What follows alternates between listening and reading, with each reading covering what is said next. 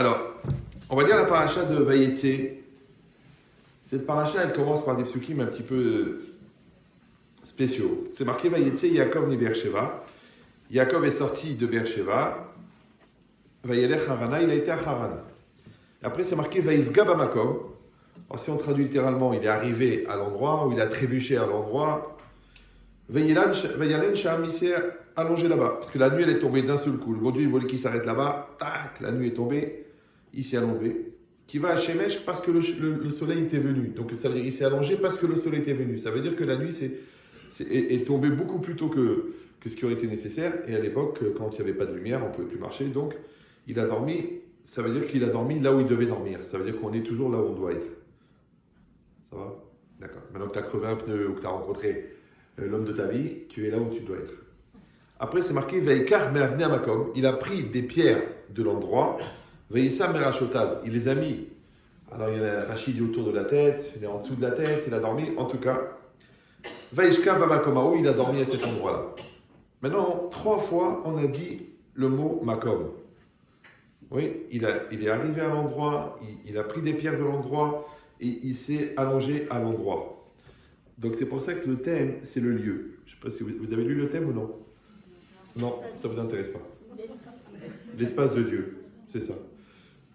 Vous avez raison, le thème c'est Benchetri, de toute façon ça ne change rien. Alors, donc maintenant, de réfléchir un peu à cette notion de Makom. En fait, ce shiur, il est basé sur un shiur de Rav Moshe Shapira, qui était un des rabbanim les plus profonds de notre génération. Maintenant, je ne vais pas vous faire tout le shiur, parce que c'est un olam. Il faudrait qu'on passe 2 semaines ensemble, jour et nuit, puisqu'il fait 11 pages. Donc 11 pages pour le cours, ça veut dire à peu près 23 heures en concentré, et 253 heures pour un rabbin normal. Donc, on va prendre juste quelques éléments et on va essayer de réfléchir ensemble, parce que le principal, c'est qu'à la fin, on ait une connaissance commune, ce qu'on appelle vulgairement une compréhension. Maintenant, cette notion de Makom, c'est une notion qui est très large. Oui, quand on parle de Makom, ça veut dire on parle du lieu, on parle de l'espace, on parle de l'endroit, et on parle aussi d'Hachem, parce qu'Hachem, il s'appelle Makom. On dit tous les jours dans la prière, Baruch HaMakom, HaMakom, Baruch Hu, qu'Hachem, il est le lieu béni. D'accord? Yerushalayim aussi s'appelle Hamakom, parce que Hamakom, Asher Yifra Hachem, l'endroit que Dieu choisira, c'est aussi Yerushalayim. Le Bet HaMikdash, le temple, il s'appelle aussi Makom. Il s'appelle Makom Mikdashenu. D'accord? C'est le lieu de notre sanctuaire. C'est aussi le Bet HaMikdash. Le Makom, il est aussi le lieu géographique. Par exemple, ici, on est au 22 rue Michelet, au cadastre, il y a un espace qui s'appelle le 22 rue Michelet. C'est un Makom. Dessus, on a fait une synagogue. On aurait pu faire une salle de sport ou un café. Des fois, ça peut se rapprocher. Ouais, mais en vérité, c'est quoi? C'est qu'il y a un espace qui s'appelle le 22 rue Michelet, sur lequel on a fait cette synagogue. Ok. Après, il y a le Makom. On avait parlé déjà de ça. Le Makom intellectuel. Par exemple, je suis en train de parler. Quand je parle, je formule des mots. La formulation des mots, elle donne des phrases. Les phrases, elles expriment un certain concept. Le concept, il rentre dans votre cerveau.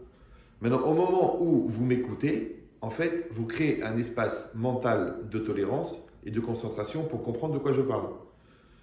Ça va? Voilà. Maintenant, moi-même, en parlant, je crée un espace. Ça s'appelle ce que je dis. Comme un texte, quand vous écrivez un texte, eh ben, vous créez un espace intellectuel, puisque les mots, ils vont donner un sens. Mais si vous voulez faire rentrer un autre sens à l'intérieur de ces mots, alors on dit en hébreu En makom lazé patosfot. Il n'y a pas de place pour cela.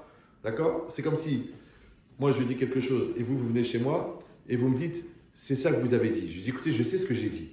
Maintenant, si vous voulez me faire dire une chose que je n'ai pas dit, je vais vous dire il n'y a pas lieu de penser. C'est très nerveux C'est une marque allemande, c'est pas possible. Alors, donc ça veut dire quoi? C'est que le lieu, maintenant, il devient un lieu intellectuel. Ça va toujours? Comme il existe le lieu émotionnel. Le lieu émotionnel, c'est quoi? C'est par exemple, je donne toujours le même exemple que ça est facile à comprendre. C'est une famille, ils ont 4 enfants. Manque de peau, le 3e, il était un peu handicapé. Du coup, toute la famille était concentrée sur le troisième. Le quatrième, eh ben, il est introverti, il n'a pas confiance en lui, il se mange les ongles, il fait pipi au lit, il a 38 ans. Ouais. Et on l'emmène chez les psychologues, chez les rabbinim, chez les marabouts, on l'emmène partout. Et tout le monde dit la même chose. Ah, cet enfant n'a pas eu sa place. Ah, Yeled Azé, Lo Ayalo Makom. Il n'avait pas sa place. Tu dis, mais comment il n'avait pas sa place? Voilà, la chambre du fond, c'est sa chambre. Il était toujours assis à côté du papa à table. Sur le canapé, ils avaient sa place. Oui, mais dans votre cœur, comme votre cœur était rempli à cause du souci du troisième qui était un peu handicapé, du coup, lui, il a grandi à l'ombre du mépris. Vous suivez ou non? Parce que quand vous zoomez sur quelque chose, le reste est flou. Donc lui, il était dans le flou. Il a été flouté. On dit qu'il a été flouté par la vie. C'est connu. D'accord? Donc de la même manière, ça veut dire qu'il n'avait pas eu cet espace. Mais cet espace, il est quoi? Cet espace sentimental que tu crées dans ton cœur pour que l'enfant il existe. Il faut lui donner une place à chacun. On dit aussi le shalom, c'est quoi? Le shalom, c'est kol echad yeshlo makom shelo, kol echad yeshlo mekomo. Chacun a sa place. Celui-là a sa place ici, celui-là il a sa place de patron, celui-là a sa place d'employé, celui-là a sa place d'élève, celui-là a sa place de maître, celui-là a sa place d'époux, celui-là a sa place d'épouse. Alors vous verrez souvent que quand vous êtes occupé à essayer de remettre en cause la place de l'autre, c'est souvent que vous ne tenez pas la vôtre. Vous suivez ou non? Parce qu'à Shalom, la paix, Kol Echad Bimkomo Omed. Toi, fais ce que tu as à faire en tant que mari, elle va faire en tant que femme. Mais si toi, tu es tellement préoccupé de lui expliquer son rôle de femme, c'est au détriment de ton rôle de mari. Vous me suivez? Oulala. Et c'est pareil pour la femme qui est très dirigiste comme ça, qui te dit fais comme ça, c'est pas comme ça qu'il faut faire, c'est pas comme ça, fais là, tu comprends rien, tu sais pas. Mais dis-moi chérie, t'as épousé un demeuré ou un malade mental? Un handicapé moteur ou physique? T'as épousé un gars normal? Alors fais-moi confiance. Mais comment elle va te faire confiance? Parce que confiance, en latin, c'est confiance avec foi. Et la foi, c'est la capacité de s'investir dans ce qu'on ne voit pas. Ce qu'on ne voit pas, c'est l'inconnu et le potentiel. Tu ne peux pas croire au potentiel puisque toi, tu es dégoûté par ce que tu vois. Très grand auteur du Maroc qui s'appelait Boral Sarah, si vous l'avez connu, non? Qui avait son pendant en Tunisie, qui s'appelait Khlet Al-Denia. C'est deux auteurs, très, très grands auteurs de la période dépressionniste du Moyen-Orient. D'accord, mais c'est ça l'idée, que la personne, elle veut s'occuper de faire grandir l'autre. Tu veux que l'autre grandisse? Grandis-toi! Il y a déjà du travail, à peu près 120 ans. Vous savez que le temps que Dieu nous donne à vivre, c'est le temps qu'on a besoin pour faire notre tikkun, notre réparation. Maintenant, si tu passes la moitié de ta vie à ne pas savoir que tu existes et l'autre moitié à regarder la réparation de l'autre, quand est-ce que tu vas t'occuper de la tienne? Ça va? Donc, ça veut dire que même toi, tu as besoin de connaître ton makom. C'est pour ça que le Nefesh HaChaim, Raphaël de Vologine, il dit à Anav, le modeste, c'est qui? Amakir et Mekomo, celui qui connaît sa place. Maintenant, dans la traduction littérale, ça veut dire chacun est à sa place. Toi, tu es un grand sadique, tu dois être à ta place. Toi, tu es un homme d'affaires, tu dois être à ta place. Toi, tu es un patron, tu dois être à ta place. Toi, tu es le balayeur, tu dois être à ta place. Ça s'appelle Makir et Mekomo. Alors, si le balayeur, il se prend pour le grand patron, ce qu'on appelle les gilets jaunes, donc automatiquement, on a des problèmes. Parce que chacun doit être à sa place. Une fois, je vais regarder une petite vidéo comme ça, un débat. Il y avait un gars, genre BEP de coiffure, en train de parler avec la ministre de l'économie. Maintenant, la fille, elle a fait l'ENA, elle a fait Subdeco, elle a une tête de fou, et lui, il lui explique que c'est pas comme ça qu'il faut gérer le pays. Mais enfin, chérie, le cerveau n'est pas une excroissance des intestins. C'est pas parce qu'il y a les boyaux de la tête qu'on digère avec. Mais quand même, le mec, il était sûr de lui. Oui, il faut mettre tout le monde à 5 000 € par mois. Bien sûr, bien sûr. C'est une école de pensée, ça s'appelle Robin des Bois. D'accord? Mais non, mais il faut gérer un pays. C'est déjà une épicerie, tu n'arrives pas à la gérer. Toi, ton compte, tu n'arrives pas à le gérer. Tu as un CCP, tu n'arrives pas à gérer ton découvert, tu veux gérer la France. Parce qu'il y a un droit qu'il faut rajouter dans la Constitution qu'on appelle le droit de se taire, qui devrait être constitutionnel. Mais comme ils ont donné le droit d'expression, ils n'ont pas compris que le droit d'expression, c'est aussi le droit de se taire. C'est vrai. Parce que tu ne peux pas dire n'importe quoi, n'importe comment. Il faut que ce que tu dis, ça vient de ton cerveau. Mais si ça vient d'un autre orifice que ta bouche, et on le sent, tu aurais mieux fait de te taire. Ça s'appelle le droit de se taire. Vous suivez ou non? Donc, quand les chad makir et mekomo, donc quelqu'un qui est plus chacham que toi, tu te tais. Tu vois un rab plus gadol, plus chacham, tais-toi. Tais-toi. Tu dis non, non, j'ai mon mot à dire, je veux me placer, je veux être là. Donc, tu n'es pas à ta place. Donc, tu n'es pas dans la modestie. Alors, c'est pas très grave. Tu dis, mais il en faut des orgueilleux. À qui on va vendre au détail? Non, c'est pas pour ça. C'est surtout parce que le temps que tu es, encore une fois, à t'occuper d'essayer de prendre la place de l'autre, pendant ce temps-là, tu n'es pas la tienne. Donc quand tu es dans la critique de l'acte de l'autre, tu n'es pas dans ton autocritique. Quand tu es dans la revendication de la richesse de l'autre, tu ne vois pas la tienne. Quand tu es jaloux de l'intelligence de l'autre, tu ne peux pas devenir intelligent parce que tu es occupé à essayer de délégitimer l'intelligence de l'autre. Donc je ne peux pas développer la tienne. Vous me suivez ou non? Ça veut dire que de ne pas être à sa place, en vérité, c'est de ne pas vivre sa vie. Et c'est ça le pire qui peut arriver. Parce que de ne pas être religieux, tant pis pour vous, ouais, mais d'être mal, ça c'est dommage. Oui, parce que si tu n'avais pas été mal, peut-être tu aurais compris l'intérêt d'être religieux. Vous savez ce que c'est khmar? Parlez l'anglais, non? Khmar, c'est idiot. Idiot, c'est le contraire d'intelligent. Intelligent en philosophie, c'est celui qui s'adapte. La capacité d'adaptation. Donc l'idiot, c'est celui qui est en décalé. Maintenant, quand tu es en décalé, la vie, elle continue à grandir. Mais toi, tu ne grandis pas. Du coup, tu es de plus en plus décalé. Donc comment tu vas expliquer le fait que tu es décalé? Tu as deux solutions. Soit tu te prends en charge et tu rattrapes le retard, soit tu casses les autres pour qu'ils reviennent à ton niveau. Ça s'appelle Amegadel et Atzmo Alkalul Chavero. Celui qui se grandit en rabaissant l'autre. Alors je rappelle, pour les gens qui n'ont pas compris, que quand tu es au bord de la mer, ouais, c'est pas parce que tu te mets sur la pointe des pieds que le niveau de l'eau baisse.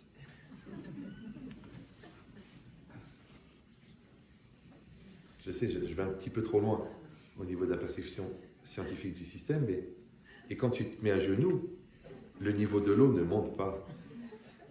Pourquoi les trois quarts des gens ils pensent comme ça? Parce qu'ils pensent qu'ils sont le centre du monde. Ils pensent qu'ils sont le référent. Tu n'es pas le référent. Tu sais, on dit les cimetières sont remplis de gens indispensables. Et le monde, il fonctionne très bien, même sans eux. D'accord? Donc tu ne peux pas chercher la référence chez toi. Il faut que tu prennes la référence au-dessus de toi. Donc on t'a mis Dieu, on t'a mis ton maître, on t'a mis tes parents. On t'a mis la personne qui t'a épousé puisqu'elle te supporte. Dans les deux sexes. On t'a mis des enfants qui te mettent en situation de grandir et de devenir meilleur. On t'a mis tes professeurs qui attendent de toi que tu donnes beaucoup. Et on t'a mis même toi par rapport à toi.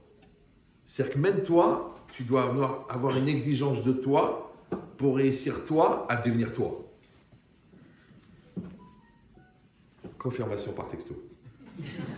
Donc si vous comprenez ça, ouais, vous voyez que le principe de makom, de lieu, je ne vais pas tous vous les refaire, ouais, il est pluriel. Alors quand une chose est plurielle en général, c'est qu'elle est fondamentale. Ça s'appelle je ne sais plus comment on disait ça. Bon, un principe fondamental, d'accord? C'est-à-dire un théorème premier. C'est un théorème que tu retrouves dans tous les niveaux de la compréhension, en physique, en chimie, en philosophie, en psychologie, c'est un théorème premier. Donc si tu trouves, comme je viens de vous le faire, que le makom, il a 74 facettes, ça veut dire qu'il est partout. S'il est partout, c'est qu'il est nécessairement partout. S'il est nécessairement partout, ça veut dire qu'on doit le comprendre partout pour que nous-mêmes, nous soyons liés et adaptés à tout. Ça va? Maintenant, les chachamim, ils ont un langage bizarre. Ils disent Mipnema mechanim shemo shel hakadosh baruch hu makom. Pourquoi est-ce qu'on appelle Hachem makom? Pourquoi on le surnomme makom? Il dit Sheu mekomo shel olam. Parce que lui, il est l'espace du monde. Ve'en olamo mekomo. Mais son monde n'est pas son espace. Ça veut dire que c'est pas que le monde contient Dieu. C'est Dieu qui contient le monde. C'est-à-dire que l'univers, dans son immensité cosmique, n'est qu'une partie infime de Dieu. Maintenant, si c'est comme ça, qu'est-ce que ça veut dire maintenant que Hachem, il est le Makom? Alors le Rav Moshe Shapira, Zichrono Livracha, il dit que le mot Makom, il vient de la même racine que le mot Mekayem. C'est quoi Mekayem? Kayam. Kayam, c'est ce qui est. Mekayem, c'est ce qui fait être. Donc, Makom, c'est celui qui fait être, qui fait exister la chose. En hébreu, on dit, ça s'appelle Ame'afsher Aviato Shel Davar. C'est celui qui rend possible l'existence d'une chose. Maintenant, le Rambam, dans les Ilchot Deot, que vous avez sûrement étudié dans une autre réincarnation, il dit Kol anim tsaim, tous les êtres créés et toutes les créations, nimtsaim n'existent mi amitat ametsao, que par la vérité de celui qui les fait exister. Nimtsaim sheba shamayim u baaretz, les créatures qui sont sur la terre, dans le ciel et sur la terre. Uma shebenehem lo nimtsau ela me amitat imatzao, et ce qui est entre eux n'existe que par la vérité de son existence. Alors je traduis. Vous savez qu'Hachem, il s'appelle aussi Yud, He, Vav, E, le tétragramme, les 4 lettres. Si vous ne connaissez pas, sachez que dans la chapelle personnelle de Louis XVI à Versailles, il n'y a pas de crucifix. Il y a juste les noms de Dieu en lettres d'or. Le Yud, le He, le Vav et le E. C'est bizarre, non? Et pourtant, tous les autres, ils ont crucifié. Et lui, non. Il n'a pas crucifié. C'est pas grave. Vous avez un taux de réactivité qui est proche du coma. Donc, qu'est-ce qui est marqué ici? Parce que Yud, Ke, Vav, Ke, le Yud, le He, le Vav et le E, la racine, c'est Ov. Maintenant, pourquoi il s'appelle Yud, Ke, Vav, Ke? Parce qu'on dit ou me ave kol havayot. Maintenant, Ov, c'est le verbe être. Me ave kol havayot, c'est-à-dire c'est lui qui fait être tout ce qui est. Ça va toujours? Maintenant, qu'est-ce qu'il veut dire le Rambam quand il dit toutes les créatures n'existent que de la vérité de son existence? Je vous dis pourquoi. Parce qu'en fait, le monde n'existe que par la projection de la volonté d'Hachem. C'est comme par exemple si vous voyez un film projeté sur un mur. Donc quand vous voyez le film projeté sur le mur, vous voyez les images qui bougent et les cow-boys qui courent et la montagne qui défile. Vous imaginez pas que ce film peut exister s'il n'y a pas un projecteur. Et dans le projecteur, vous avez compris qu'il y a un film dedans. Et que le projecteur, il est branché au courant. Sinon, il ne peut pas exister ce film. Donc la création témoigne du créateur. Donc la perfection de la création témoigne de la perfection du créateur. Maintenant, l'existence de la création témoigne de l'existence du créateur. Mais pas qu'à un certain moment, il a créé, comme un menuisier, il a fait une table, après il est mort. La table, elle est là. Mais la création, elle ne peut pas exister sans Dieu, puisqu'elle est totalement la projection de la volonté de Dieu. C'est pour ça que j'ai pris l'exemple de l'image projetée. Parce que quand vous prenez, on va prendre, avec un film c'est compliqué, mais on va prendre avec un diapo. Si vous prenez un diapo, vous le mettez dans un projecteur et vous allumez la lumière dans le projecteur, qu'est-ce qui se passe? La lumière traverse le diapo. Vous avez l'image sur le mur. Sur le mur, vous avez quoi? Qu'est-ce que vous avez sur le mur? De la couleur, des volumes, des masses, de la matière, de l'électromagnétisme, du courant. Non, vous avez juste de la lumière. C'est tout. Maintenant, sur le diapo, là où il y a du noir, ça bloque la lumière, ça fait du noir sur l'image. Et là où il y a du transparent sur le diapo, ça fait de la lumière sur l'image. Donc elle est faite de quoi? L'image qui est sur le diapo, elle est faite à 99% de lumière. Maintenant, je rappelle que la lumière, dans la symbolique de la Torah profonde, c'est la volonté de Dieu. Orot Zeretzolot. Et le diapo, ça représente la réalité. Donc la réalité, elle est faite à 99% de volonté de Dieu. Si vous n'êtes pas trop religieux pour le comprendre, c'est pas grave, parce que Einstein, il dit que la matière est faite d'énergie. Et le Rav Munk, il dit que l'énergie dont parle Albert, c'est la volonté de Dieu. Donc en vérité, quand on dit que E égale MC2, ça veut dire le monde, il est volonté de Dieu. Ça va toujours? Voilà, vous allez dire, bon, bon, c'est un petit peu un raccourci, mais c'est quand même intéressant. Moi, je parlais avec des astrophysiciens parce que comme j'ai eu la chance de ne pas faire d'études, j'ai pas de complexe. C'est le mec qui me dit, vous savez, j'ai fait 21 ans de physique, moi, la vérité, moi, j'ai même pas fait d'éducation physique, alors je ne suis pas complexé. Je lui dis, mais explique-moi, toi, la matière, elle est finie. Il m'a dit, oui. Si on arrive à fissurer une particule à l'intérieur d'un accélérateur d'atomes, un accélérateur de particules, on arrive à extirper d'une particule, en la fissurant, assez de lumière pour éclairer une lampe, une ville de 100 000 habitants pendant 100 ans. Maintenant, il y a des centaines de billions, de milliards de particules dans une feuille de papier A4. Donc, il y a combien d'énergie? Il m'a dit, c'est vrai que c'est troublant, mais c'est la physique. Ouais. Alors, pourquoi tu appelles ça la physique? Appelle ça l'astrophysique. Il me dit, on peut dire ça. Je dis, pourquoi tu appelles ça l'astrophysique? Appelle ça la métaphysique. Ah, c'est de la religion. J'ai jamais compris ça. Pourquoi tu veux que ton cerveau il s'arrête à ne croire que est vrai que ce que tu comprends, puisque tu comprends peu de choses, donc tout est faux.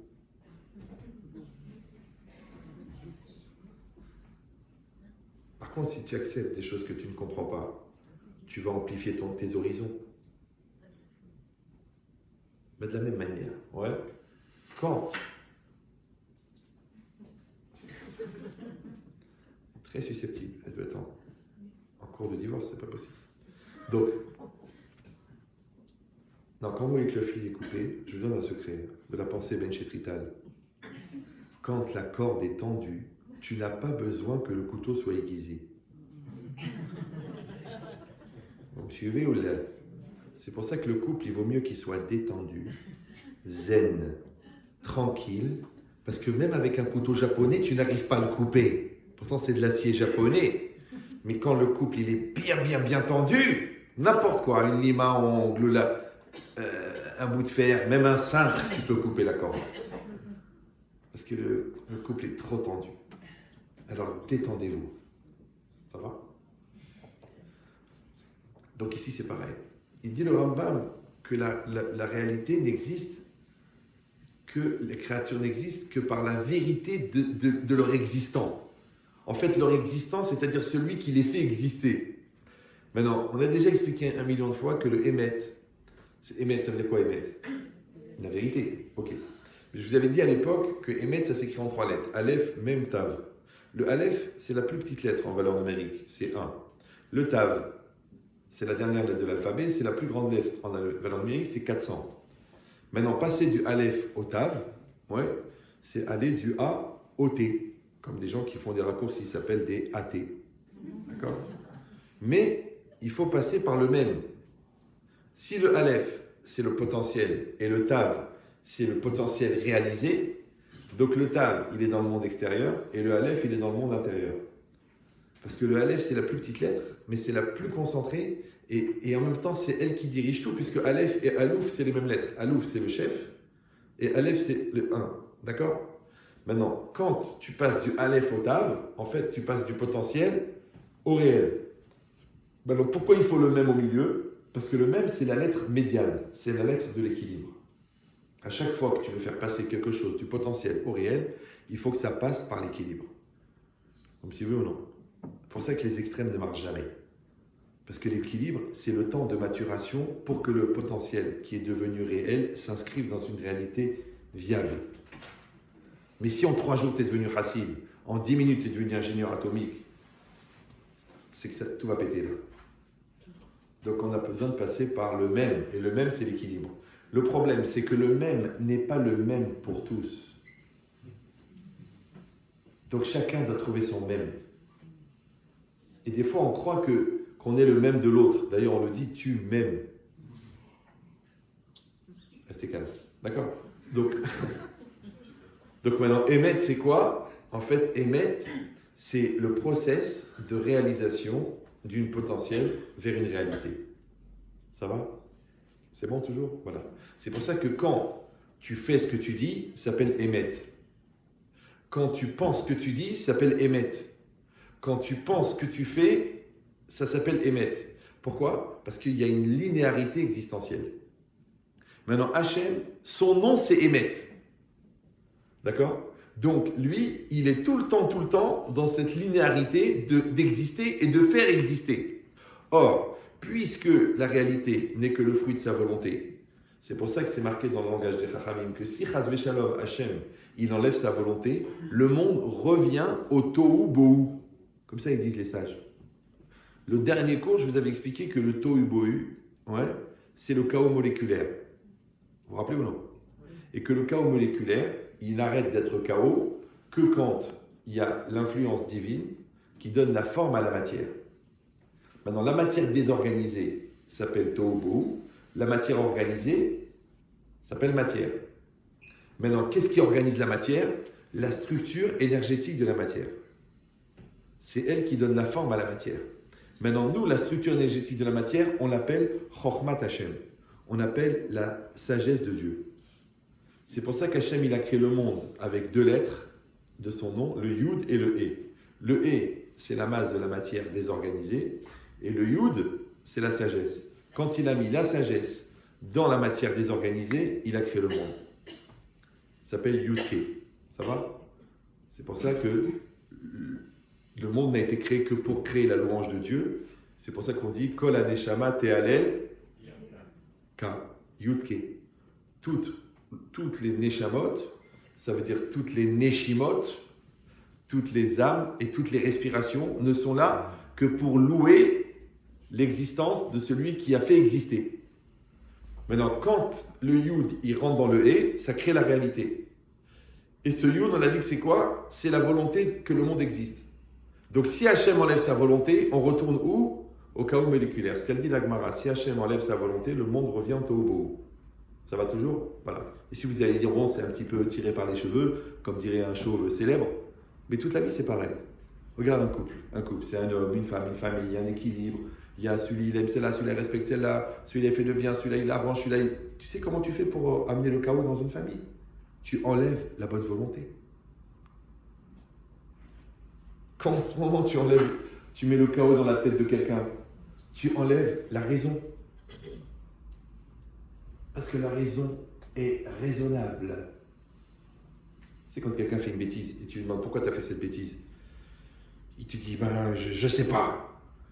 Tu dis, écoute-moi bien. C'est ou une raison ou un prétexte. Quelle différence entre une raison et un prétexte? Vous savez ou non? Non? C'est que la raison est raisonnable. Le prétexte n'est pas raisonnable. Donc quand quelqu'un ne peut pas donner de raison à sa raison, il ne peut pas trouver des mots, il ne peut pas expliquer, il ne peut pas légitimer, c'est que c'est un prétexte. Je ne sais pas. Je ne sais pas pourquoi j'ai fait ça, je ne sais pas pourquoi j'ai crié, je ne sais pas pourquoi j'ai volé, je ne sais pas pourquoi j'ai menti, je ne sais pas pourquoi je t'ai trompé, et j'en sais rien. C'est quoi, j'ai même pas envie de réfléchir. Ça s'appelle un prétexte. Et un prétexte, c'est ce qui vient juste avant le texte. Parce qu'il va y avoir un texte. Mais c'est un prétexte. Vous me suivez ou non? C'est pour ça que c'est tellement important le texte. D'ailleurs, vous voyez que par exemple, dans le contexte, quand vous enlevez le texte, il reste le... Donc c'est très très important, toujours, le texte. Alors c'est quoi le texte? C'est la structure intelligente d'une situation. C'est pour ça que les écrits restent et les paroles passent. Il faut du texte. Maintenant, le texte, c'est la symbolique de la structure. D'accord? C'est pour ça qu'un texte qui est bien écrit, vous le voyez tout de suite. Alors qu'un dialogue, ça va, ça vient, les idées, c'est pas très facile. C'est pour ça que c'est beaucoup plus dur d'écrire que de parler. Vous me suivez ou non? Alors restez concentrés, ça c'est rien, c'est un petit Yetzara de balle. Des fois j'ai le courant qui saute, des fois il y a des avions qui passent, un chien qui passe dans la salle. Donc ça c'est un petit... Parce qu'il est énervé, le Yetzara, que j'essaie de vous faire évoluer, alors il fait... Et vous êtes concentrés pour dire... Et ça c'est le rat, c'est les rats. Il fait le rat. Laissez le rat faire ce qu'il a à faire et nous, on reste concentrés. Et peut-être que le mérite, il n'est pas d'entendre ce qui est dit, mais de faire l'effort de rester concentré. Il va savoir. Comme ça dit la Gemara. Ouais, agrad et daracha d'Ohaka. La récompense pour le cours, c'est parce qu'on était serré pendant le cours. Alors que nous, on croyait que c'était les enseignements. Mais les enseignements, tu kiffes, en plus tu vas être payé pour ça. Non, tu es payé pour les efforts que tu as fournis pour écouter, pas pour le fait que tu as écouté. Heureusement que tu as kiffé en écoutant, tu vas te payer en plus. Ils sont marrants, ceux-là. Ouais. Là, vous avez sacrifié, par exemple, une soirée télé, ou là, une soirée restaurant, ou un match de foot, c'est-à-dire un hiloul foot. Hachem dit quoi? Tu as sacrifié une soirée foot pour aller écouter un rabbin? On va te mettre de la spiritualité dans ta vie, parce que tu es dans la démarche de la recherche de la lumière. Par contre, tu regardes pour la 9e fois la vache et le prisonnier. Tu dis, c'est une rada qu'on a pris l'habitude. Et à la fin, tu regardes ta femme et tu te dis, qui est la vache, qui est le prisonnier? Voilà, tu as compris à quoi elle sert la télé. À fabriquer des abrutis, et ça marche. D'accord. Parce qu'eux-mêmes, ils se traitent de consommateurs, pour vous dire qu'ils ont bien compris quel est le projet. Donc si c'est ça maintenant, on arrive. Que Emet, vous avez compris, c'est le rapport qu'on a avec les choses. Le Emet d'Hachem, c'est le rapport que Hachem il a avec les choses. Or, ce rapport de Emet, passer du potentiel au réel, qu'on appelle en français la création, eh bien Dieu, il est en œuvre de création perpétuelle. Vous me suivez ou non? Parce qu'il dit le Rambam, Kol animtsaim nimtsaim mi amitat imatso, mais pas de la vérité de son existence. Ben, on a bien compris que Dieu, il est vrai, et que son existence est vraie. Le Rambam, il ne dit pas des bêtises. Il ne parle pas au premier degré, il parle au 8e, 9e degré. Ah, les 7 d'avant, il faut les trouver tout seul. Moi, j'essaye de vulgariser avec vous. Je suis sympathique, je vous le dis en rigolant. Mais si on s'assoit devant le Rambam ensemble, vous allez avoir mal à la tête. Donc, ce qui est marqué ici, Nimtsaim shebasharim ou ba'aretz, ou ma shebenehem lo nimtsa'u, et là, mi amitat imatso. D'accord? C'est que la réalité n'existe que par la projection du Emet. Or, le Emet, on a dit, c'est quoi? C'est un rapport de passage du potentiel au réel. Ce qu'on appelle en français la réalisation. Maintenant, c'est quoi la réalisation? C'est le fait que les choses, elles se réalisent. Comment on dit quelque chose de réalisé? On dit kayam. Comment on appelle celui qui réalise? Le mekayem. Vous me suivez ou non? Maintenant, donc le mekayem, ça s'appelle Ame Afsher Aviato Sheldava, c'est celui qui rend possible l'existence de la chose. Maintenant, si on dit que le mot mekayem vient du mot makom, vous suivez encore ou vous êtes perdu là? D'accord. Donc le mot makom, ça veut dire, c'est makom en vérité, ça ne veut pas dire espace, ça veut dire espace de réalisation. Donc le 22 rue Michelet, il est l'espace qui rend possible l'existence de la synagogue. Parce qu'imagine que les donateurs auraient construit la synagogue sans avoir de terrain. Vous auriez dit, qu'est-ce qu'ils ont fumé? Impossible de construire un immeuble s'il n'y a pas un terrain pour le poser. Donc c'est le terrain qui rend possible l'existence de l'immeuble. Vous me suivez ou non?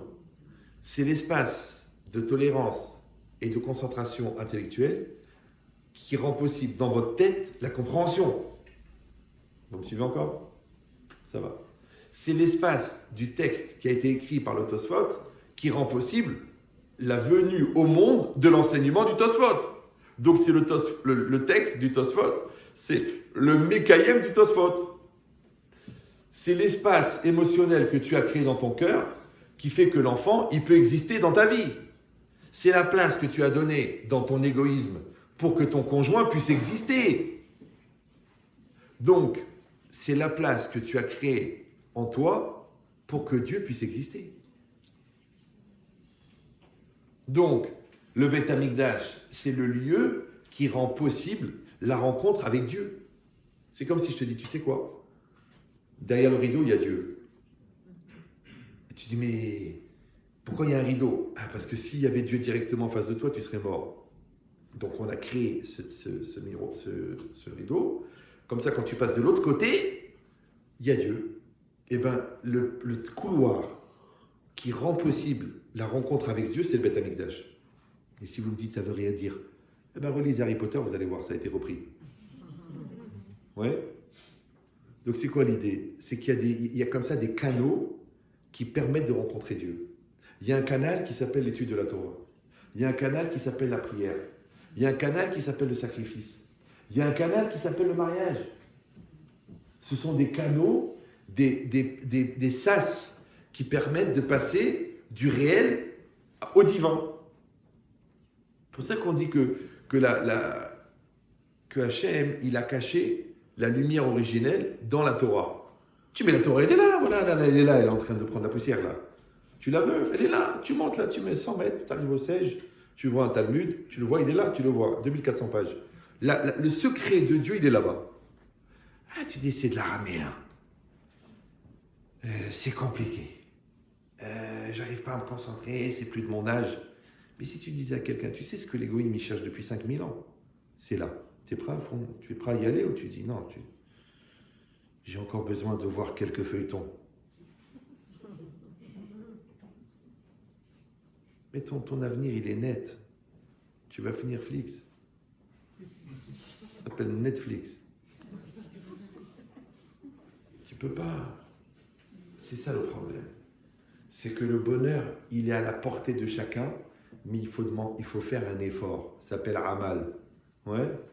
Le bonheur dans le couple, il est à la portée de chacun, mais il faut faire œuvre de destruction. Il faut détruire deux amours-propres. T'es prêt ou non? Ouais.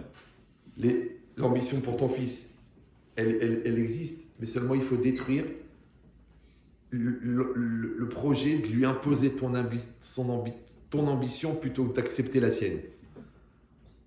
Parce que tant que ton projet, ça sera que ton fils devienne la personne que tu n'es pas devenu, donc il ne pourra jamais devenir lui-même, puisqu'il sera toujours frustré de ne pas t'avoir donné à toi l'occasion d'exister grâce à lui. Donc lui, il va vivre ta vie, et toi, tu vas espérer qu'il va vivre la tienne. Donc aucun des deux ne va vivre sa vie. Voilà. C'est pour ça que les gens ils croient que l'éducation, c'est une question d'ambition, alors qu'en fait, l'éducation, c'est une question d'adaptation. Parce que tu ne dois pas rêver que ton fils il va devenir ce que tu veux. Tu dois réussir à l'aimer tel qu'il est. Il y a une grosse différence, à peu près 2 dépressions et une tentative. Ben, c'est exactement pareil.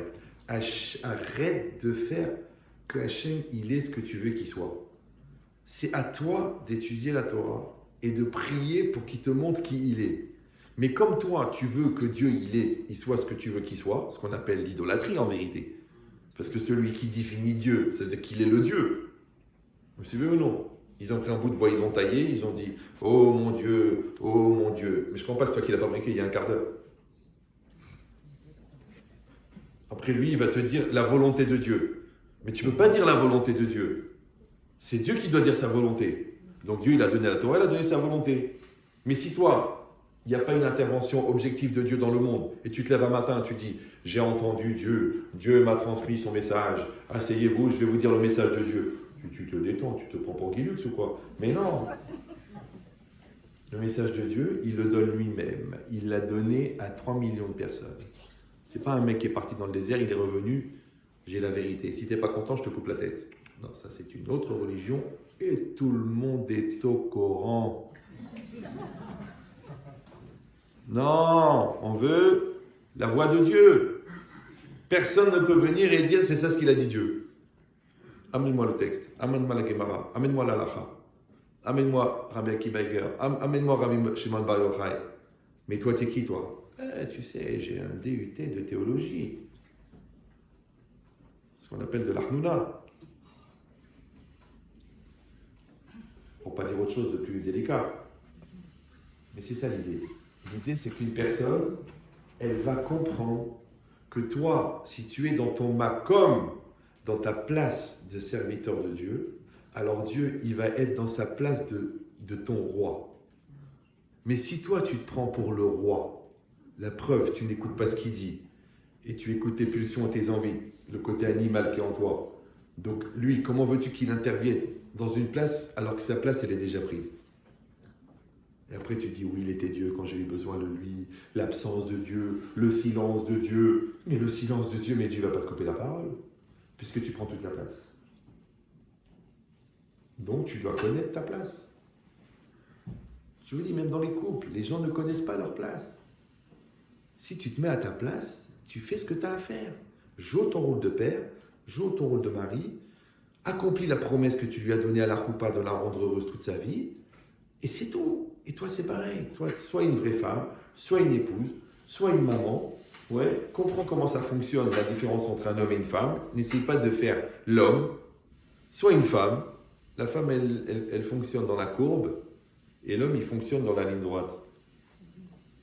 Donc, ils atteignent le même résultat, mais un, il est en frontal, et l'autre, il est en détourné. Mais ils arrivent pareil. C'est comme Einstein et Newton. Newton, il a dit que la distance la plus courte entre deux points, c'est la ligne droite. C'est pour ça qu'un homme, quand vous lui dites, écoute, ton fils, il a fait ça, il dit, où il est, je le tue. Mais non, je t'ai dit ça parce qu'il faut qu'on s'assoie, qu'on réfléchit. On va trouver une solution. Donc la femme, elle va choisir la manière détournée. Et ça, c'est Einstein. Parce qu'Einstein, il dit que la distance la plus courte entre deux points, en tenant compte de la courbe de l'univers, c'est la courbe. Donc la distance la plus courte, c'est la courbe. C'est pour ça que la femme, elle ressemble à Einstein. C'est pour ça qu'elle est tellement attachée à ses courbes. D'accord ? Par contre, il fallait que je la place celle-là. Bon, c'est vrai que ça reste relatif. D'accord ? Mais, et d'un autre côté, l'homme, il ressemble à Newton.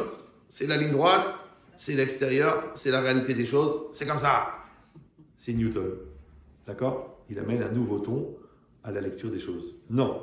Il dit, cette logique-là, ça veut dire qu'on a besoin de l'homme, on a besoin de la femme. Mais, pour que ça fonctionne, il faut que l'homme soit à sa place et la femme soit à sa place.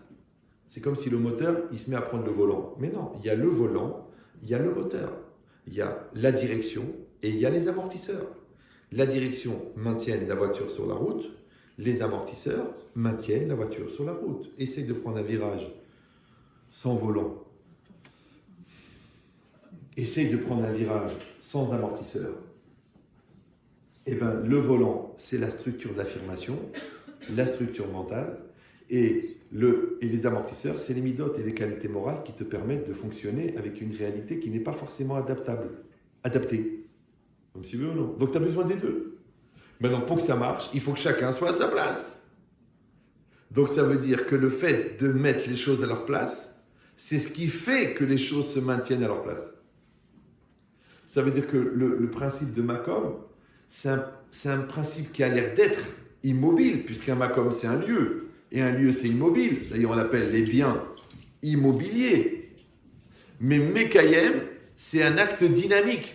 Ça veut dire qu'il faut être dans une recherche perpétuelle d'équilibre, mais dans le mouvement. Dès que tu es dans l'immobilisme, c'est foutu. Alors l'immobilisme dans le couple s'appelle la routine. L'immobilisme dans la religion s'appelle traditionnaliste. C'est des gens qui font des avérotes par tradition depuis des générations. Ouais.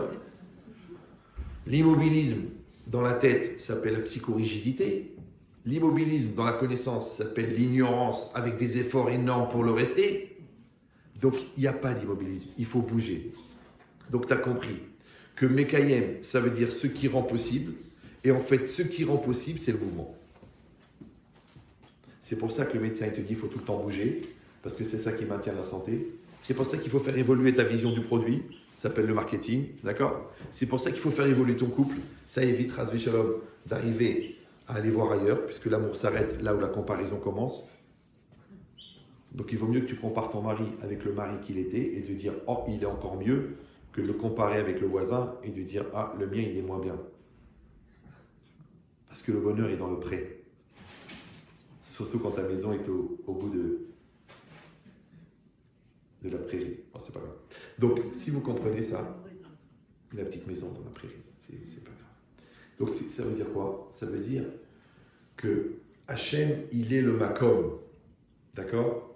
Donc, c'est lui qui est le Mekayem de tout. Donc, quand on dit Baruch HaMakom, c'est béni soit celui qui fait exister tout. Donc, évidemment, vous avez compris que puisque Dieu, il fait exister le monde, donc le monde ne peut pas le contenir, puisque c'est lui qui fait exister le monde. Par contre, lui, il est le monde, et il contient le monde, puisqu'il fait exister le monde. C'est comme si tu regardes un objet qui a été créé par quelqu'un, mais la formule, elle est où là, dans la tête du créateur ? Donc elle est dedans, donc c'est lui le produit. Vous me suivez ou non ? Donc si c'est ça,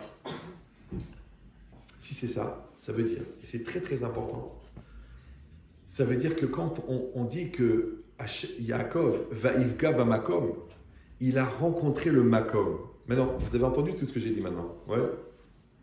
Depuis 3/4 d'heure. 1 heure ? Presque 1 heure. Vous grattez ou... Bon. Ouais. Qu'est-ce que ça veut dire maintenant, Vaïvga Bamakom ? Il a trébuché dans l'endroit, il est arrivé à l'endroit, il a atteint l'endroit. Maintenant, quand on arrive quelque part, ouais, ça s'appelle les hakia en hébreu. Mais quand on a une perception, ça s'appelle une asaga. D'accord? Quand tu as perçu quelque chose, quand tu as conçu quelque chose, tu es arrivé dans un lieu intellectuel qui s'appelle la compréhension. Maintenant ici, c'est marqué Vaïfga Bamakom, ça veut dire que Yaakov Avinu, il a atteint un niveau de maturité dans sa compréhension de Dieu qui s'appelle Makom. Donc Vaïfga Bamakom, ça ne veut pas dire qu'il est arrivé à l'endroit, c'est qu'il est arrivé à la perception de Dieu qui s'appelle Makom. Ça va?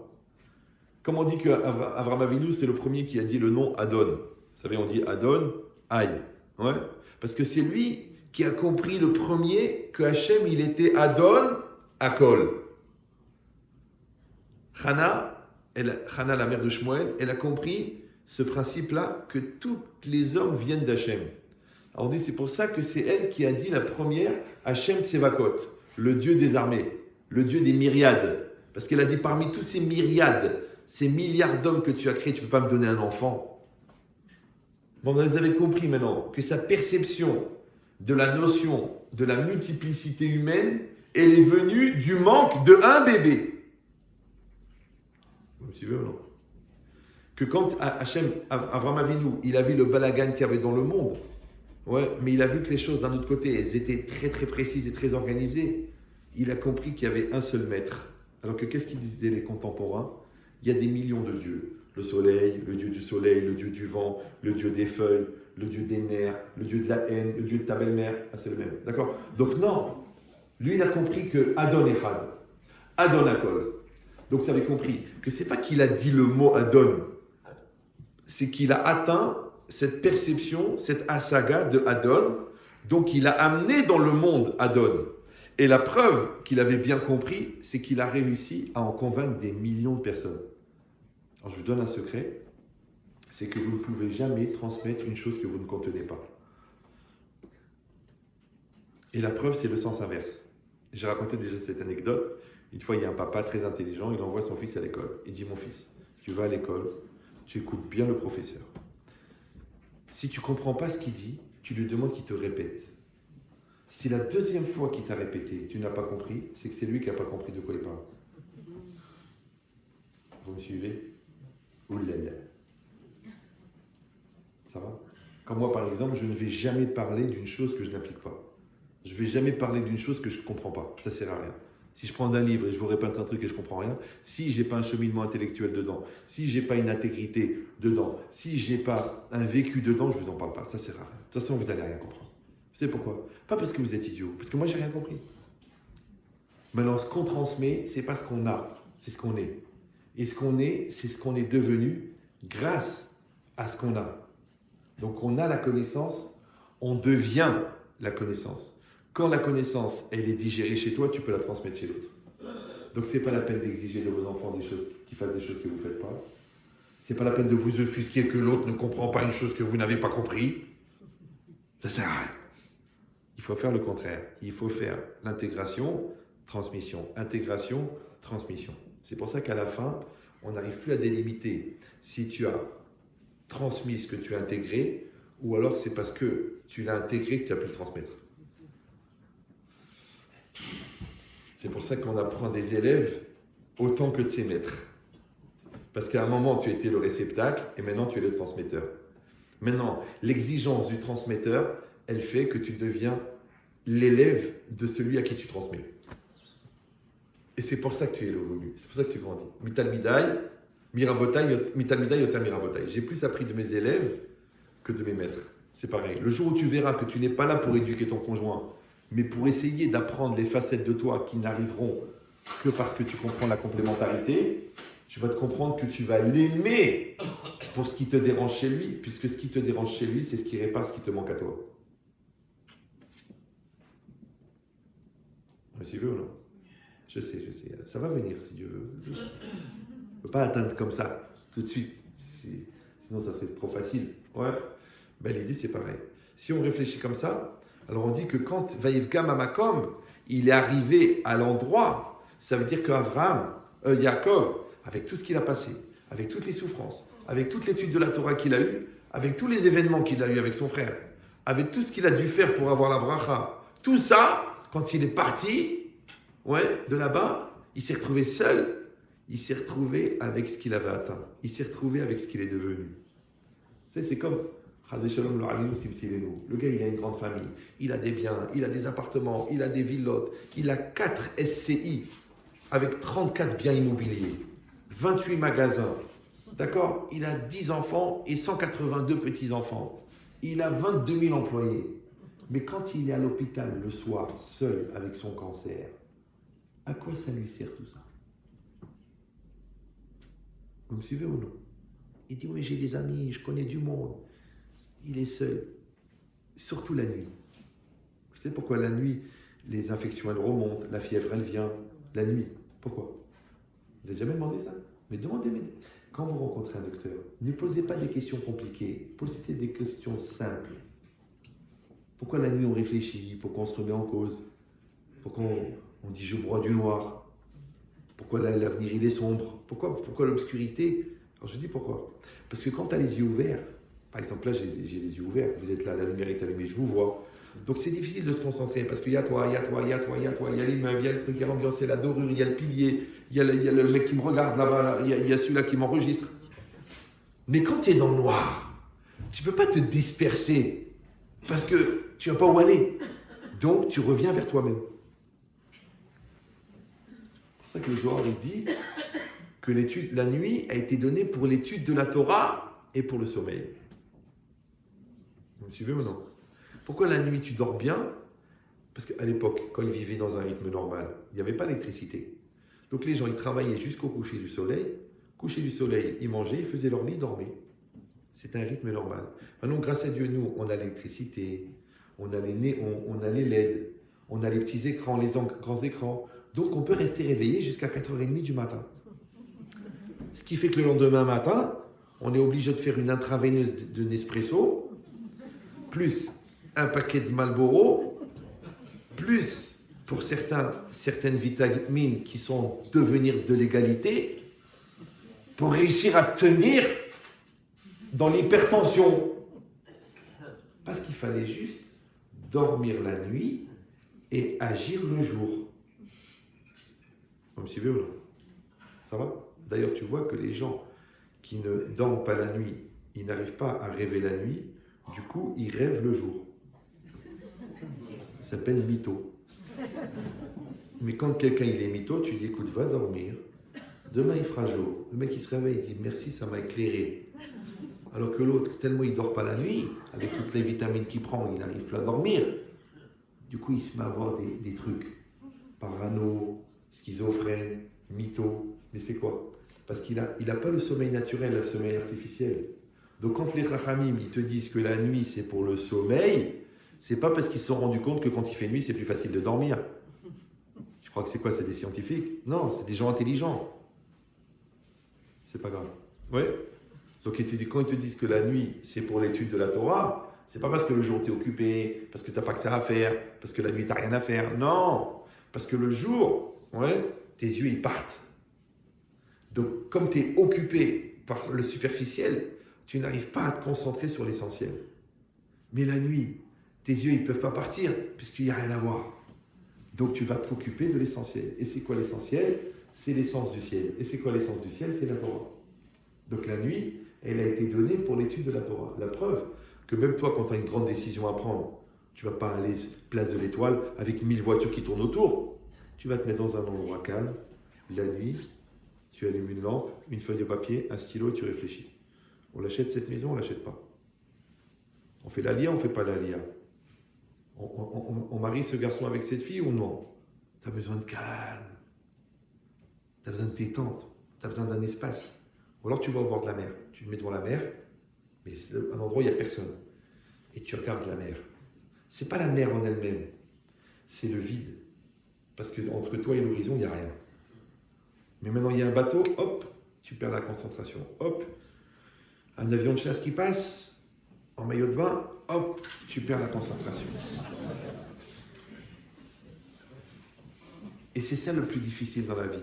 Parce que les gens, ils croient que les choses, elles demandent une démonstration, elles demandent une réflexion, elles demandent une incrustation, Elle demande une concentration. En vérité, c'est ça qu'elle demande. Elle demande la concentration. Notre problème, c'est que nous sommes déconcentrés perpétuellement. Moi, je te dis ce que tu as trouvé en 6 heures, tu pourrais le trouver en 10 secondes. Le problème, c'est que tu n'es pas concentré. Et d'ailleurs, même la démonstration, j'avais expliqué ça. Vous vous rappelez la démonstration? Vous avez le principe de la démonstration, vous vous rappelez ou non?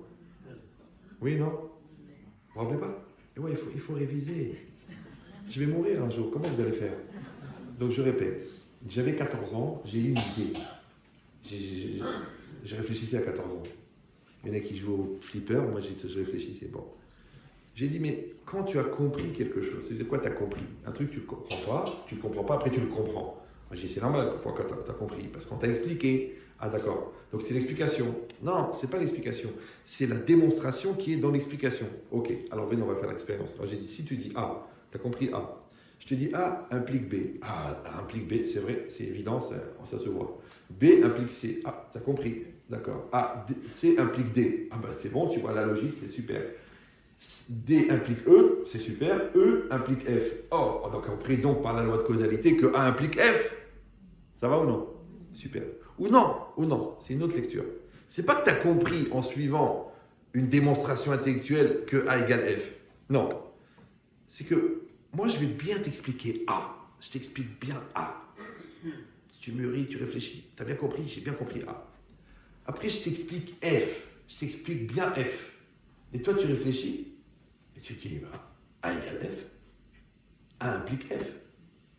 Donc la question, elle est, est-ce que la compréhension, elle vient du fait que tu as suivi une démonstration, ou la démonstration, elle est qu'une trame intellectuelle qui t'oblige à rester concentré un certain temps, et ce temps de concentration, c'est ce qui permet la concentration.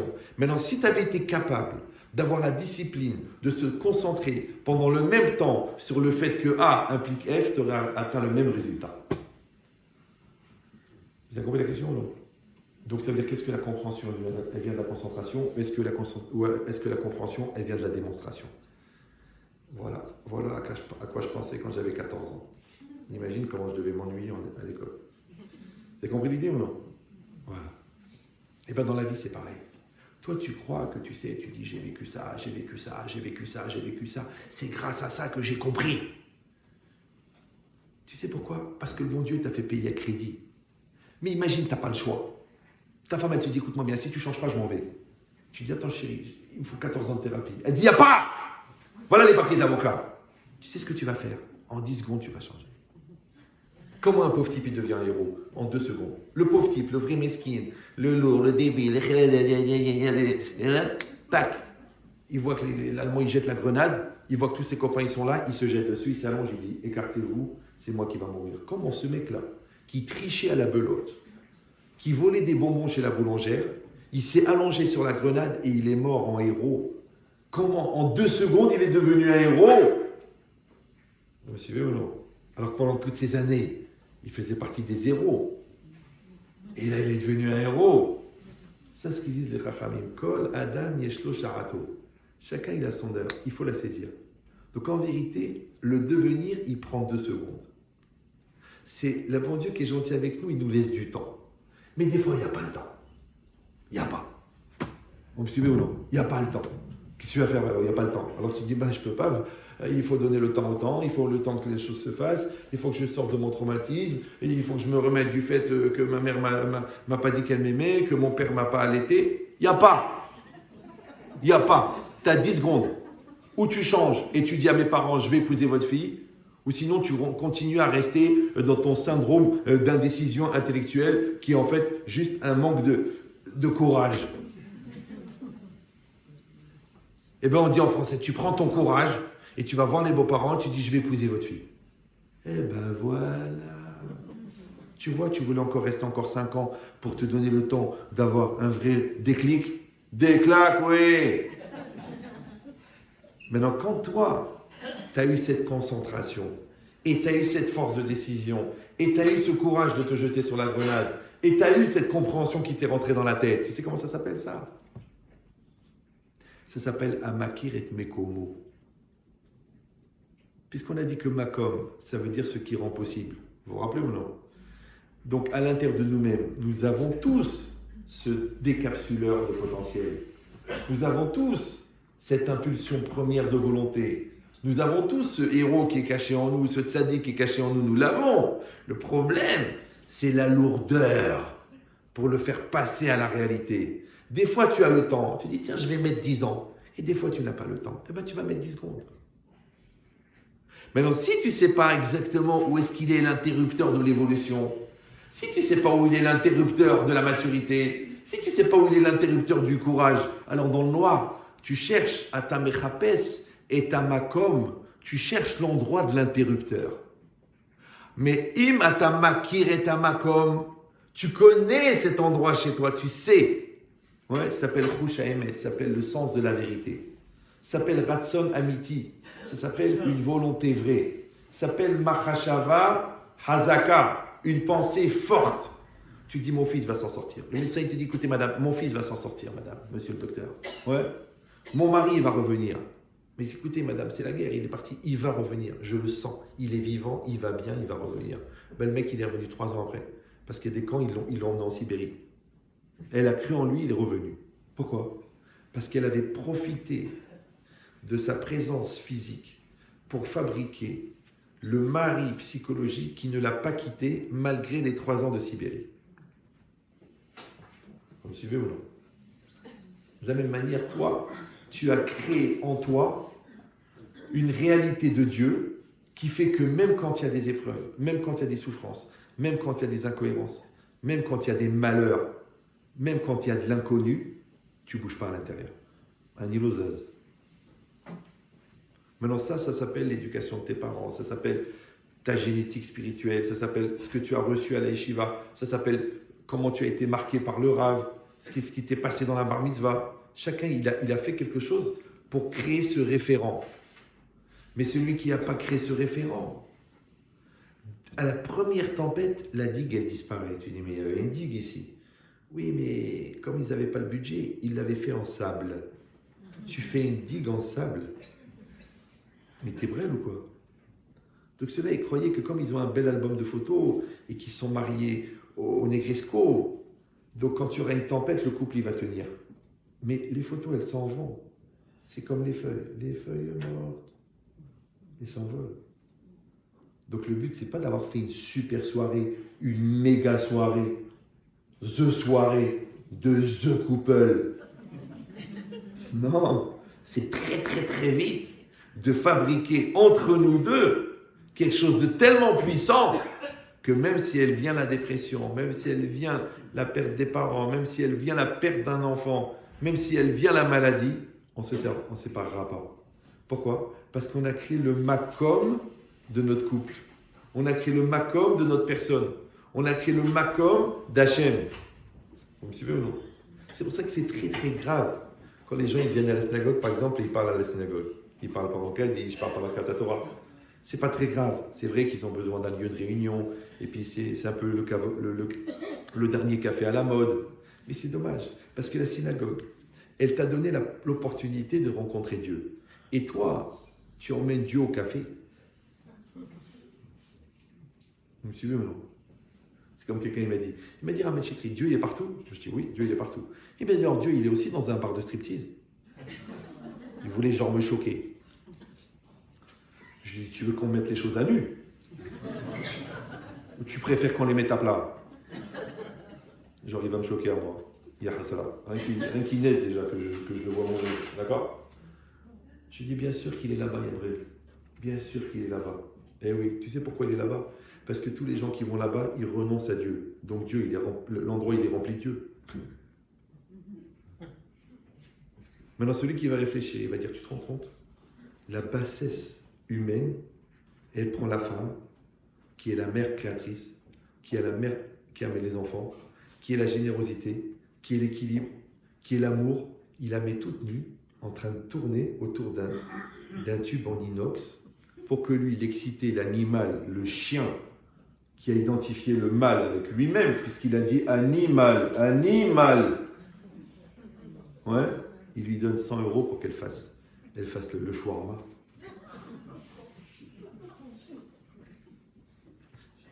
Mais rappelez-vous qu'au bout de la nuit, le jour se lève. Donc au bout de la bassesse, elle sort la lumière. Parce qu'il y a des gens, malheureusement, ils sont tellement débiles qu'ils ont besoin de toucher le fond pour retrouver la vérité. Ils ont besoin du cancer pour comprendre l'importance de la santé. Ils ont besoin de l'aide d'avocat pour comprendre qu'ils doivent s'occuper de leur couple. Ils ont besoin que l'enfant il soit pris avec de la drogue sur lui pour comprendre qu'ils doivent s'en occuper. Donc les gens malins, ils s'occupent de leurs enfants. Les gens idiots, ils vont au commissariat. Les gens idiots, ils vont chez l'avocat. Les gens idiots, ils vont chez le cancérologue qui va soigner leurs poumons. Et les gens intelligents, ils ne fument pas des gitanes sans filtre. Tu vois pas qu'au dos, c'est marqué « Offrez vos poumons aux autoroutes ». Puisque ça sera 2 plaques de goudron. Quand il meurt, on prend les 2 poumons, on les met par terre, ça bouche un trou sur l'autoroute. Maintenant, tu as toujours les malins qui diront « Ouais, le tabac, ça me fait rien ». Ah bon, et c'est quoi la longue cicatrice ici? Une fermeture éclair pour manger d'une autre manière. Donc c'est évident que ça fait du mal. La question, c'est pas de savoir si ça fait du mal ou ça fait du bien. La vraie question, c'est comment ça se fait que tu es prêt à prendre le risque. Tu veux ou non? Évidemment que tu n'es pas en train de tromper ta femme, tu rigoles avec la cliente. Mais si tu tombes sur une folle qui te dit « Viens, on va à l'hôtel », qu'est-ce que tu vas dire? Tu vas dire « Chas Shalom » ou tu vas dire « ça se présente une fois dans la vie ». Pour ça, je vous ai déjà expliqué 1 million de fois que la mitzvah, ça n'est pas de ne pas fauter. La mitzvah, c'est de ne pas prendre le risque. Parce que c'est pas quand tu fautes pas que tu montres ton amour de Dieu. Ton amour de Dieu, tu le montres quand tu prends pas le risque. Donc c'est pas que tu vas dans un hôtel et tu demandes est-ce qu'on peut avoir du kasher. Mais ici, on est dans la ville du cochon, monsieur. On est à Francfort, sur Port. Francfort sur Port. Vous voulez des rillettes de chien? Il y en a. On voudrait de la viande de Rav Marpoud. Tu vas demander de la viande de Rav Marpoud à Francfort sur Port. Il n'y en a pas. Eh bien, j'espérais. Oh, crois-moi, tu n'as pas fait la vera quand tu as mis la côtelette de porc dans la bouche. Tu as pris la vera quand tu es rentré dans le restaurant. Parce que qu'est-ce que tu fais là? C'est pareil, tu ne t'occupes pas de tes enfants. Tu ne leur fais pas passer le patrimoine de la Torah. Tu ne leur donnes pas la grandeur du juif. Tu ne leur montres pas la kedusha. Et après, tu ne sais pas comment faire. Tu l'emmènes chez le rabbin. Après, tu dis, écoutez, on est très embêtés parce qu'il a rencontré Christine. Mais qu'est-ce que tu veux qu'il fasse? Tu ne dois pas lui montrer la bassesse, Shalom, du goy. Tu dois lui montrer la grandeur du Ham Israël. Il n'aura même pas de question. C'est normal. Vous me suivez ou non? Donc cette logique-là, ça veut dire que si tu n'as pas fait le travail, arrête d'être choqué du résultat. Moi, je suis choqué des gens qui sont choqués du non-résultat obtenu sur un travail qui n'a pas été effectué. Je les regarde comme ça et je dis, mais on dirait que le cerveau est optionnel. Là, c'est exactement pareil. Makom, ça veut dire que Yaakov Avinu, avec tout ce qu'il a passé, il est arrivé à un strate de perception du divin qui s'appelle le Makom. C'est qu'il a compris que Hachem, il est le Makom, il est le Mekayem et Akol, il rend possible tout. Pour vous donner une petite allusion de compréhension, vous savez, à la fin de la Gada, on lit Hadgadia. Vous connaissez ce chant? Hadgadia, Hadgadia. Et là-bas, c'est marqué, il faut faire très attention de ne pas prendre ce chant à la rigolade. C'est les gens qui vont Hadgadia. Non, pas de la dérision. C'est très très grave. Pourquoi? Parce qu'en fait, Hadgadia, on va faire une collecte pour acheter un truc, parce que celui-là, il est les limites de la malédiction. Donc, Hadgadia, en vérité, c'est la loi de la causalité. Hadgadia, c'est la loi de la conséquence. Hadgadia, ça s'appelle Avera, Goret Avera. Hadgadia, c'est le mal entraîne le mal. Le bien entraîne le bien. Hadgadia, ça veut dire tout celui qui mérite, il va prendre sur la gueule. C'est ça, Hadgadia. Donc, si tu prends ça à la rigolade, tu rentres dans la Netzanout. La Netzanout, c'est la légèreté. La légèreté, c'est Amalek. Amalek, c'est la dérision. La dérision, c'est la savonnette. La savonnette, elle glisse. Les gens qui glissent, tu ne peux pas parler avec eux parce qu'ils glissent. Maintenant, toute la Haggadah, elle te raconte comment les bénis Israël, ils ont eu le mérite de sortir d'Égypte par toutes les étapes qui sont passées. Maintenant, puisque les étapes, elles les ont amenés là où ils sont arrivés, ça veut dire que toutes les étapes sont nécessaires. Je vous donne une image. Si quelqu'un il marche dans la boue, il marche vraiment dans la boue, d'accord? Vous savez, la boue collante, la campagne, tu es venu avec des chaussures de ville, tu n'as pas fait attention, on te dit, bon, tu sais, il faut aller à l'enterrement, tu passes par là-bas. Et tu marches dans la boue, et elle colle, et tu te retrouves avec une couche, ça colle, de terre glaise collée en dessous des semelles. Et maintenant, tu dis, bon, il faut qu'on monte en haut de la grange. Il y a une échelle. Excusez-moi, je m'excuse de vous manquer de respect, mais sur les premiers barreaux de l'échelle, il va y avoir de la boue, puisque tu as marché dans la boue. Mais au fur et à mesure que tu vas monter les barreaux, il y aura de moins en moins de boue, puisque les barreaux vont rester, la boue va rester sur les premiers barreaux. Vous me suivez? Oulala. La boue, c'est la matérialité. Tu es dans la matérialité, tu es dans la vera, tu es dans la bêtise, tu es dans l'ignorance. Un jour, tu vois une échelle. Tu dis ça, c'est l'échelle de la teshuva. Ça, c'est l'échelle de la remise en cause. Ça, c'est l'échelle de sauver mon couple. Ça, c'est l'échelle de la maturité. Et tu commences à monter l'échelle de la maturité. Et tu commences à monter l'échelle de la teshuva. Mais sur les premiers barreaux de la teshuva, il y a encore de la boue. Ah, maintenant que tu es en haut, et tu vois tes chaussures nickel, parce que tu t'appelles The Rav, la rabbinite. Ok, magnifique, tes chaussures, elles brillent, elles sont impeccables. Mais dis-moi, tu as oublié que ta capacité à comprendre les gens qui ont fait des bêtises, c'est parce que toi-même, à l'époque, tu en as fait. Donc il y avait de la boue sur tes chaussures. Maintenant, il y a des gens, qu'est-ce qu'ils font? Ils sont dans le déni de leur passé. D'accord? Ils sont nés dans un village catholique à 2 km de Carpentras, mais ils disent qu'ils sont nés à Jérusalem, dans le quartier Netoré Cartin. Il ne faut pas avoir honte de ton passé. Parce que ton passé, il est juste, en fin de compte, la veille de ton futur. Vous savez que le jour même tombe souvent la veille du lendemain. Vous avez remarqué ça ou non? Le jour même. C'est souvent la veille du lendemain. Oui, non? Donc si tu te réconcilies, tu ne vas pas te réconcilier avec ton passé, automatiquement tu n'as pas de passé. Si tu n'as pas de passé, tu n'as pas de présent. Si tu n'as pas de présent, tu n'as pas d'avenir. Mais c'est normal, puisque le jour où ton passé était présent, ton futur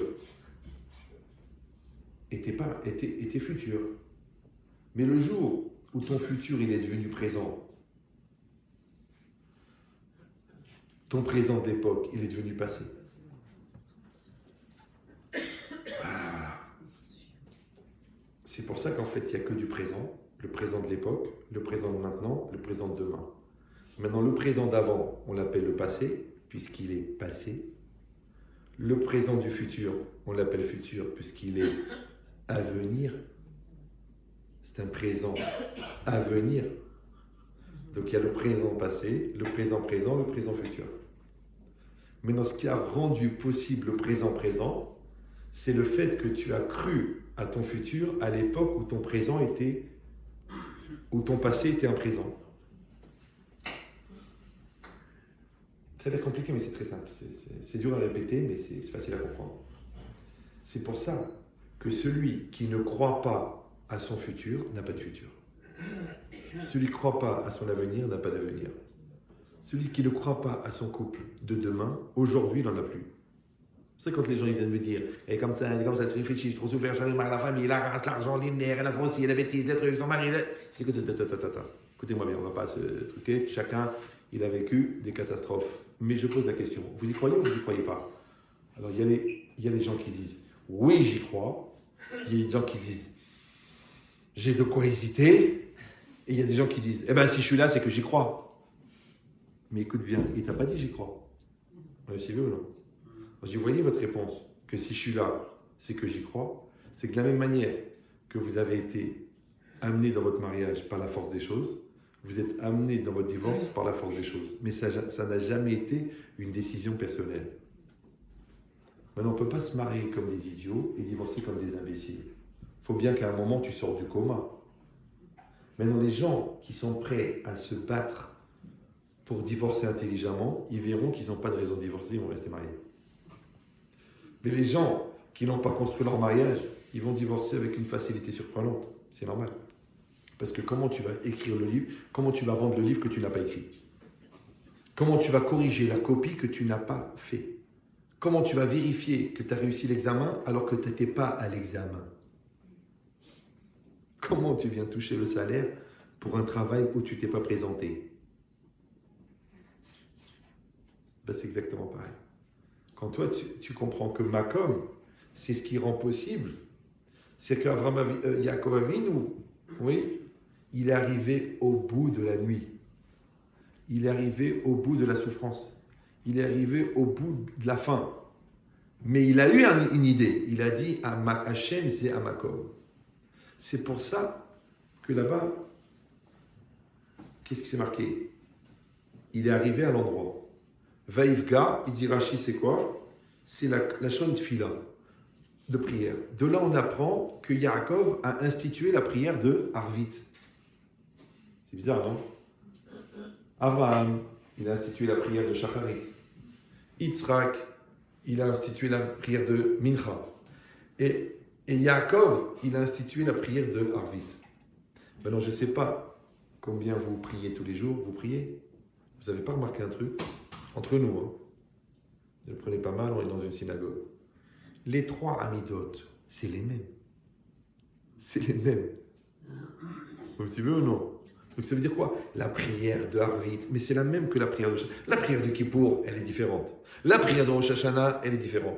La prière de Sukkot, elle est différente. La prière de Shabbat, elle est différente. Mais la prière de Harvit, c'est la même que la prière de Shacharit.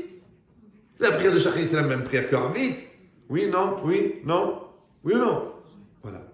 Mais quand vous prenez des lunettes, vous les voyez comme ça, et vous regardez le jour, et quand vous prenez les mêmes lunettes, et vous regardez la nuit, et quand vous prenez les mêmes lunettes, et vous regardez le coucher de soleil, c'est les mêmes lunettes, mais vous ne voyez pas la même chose.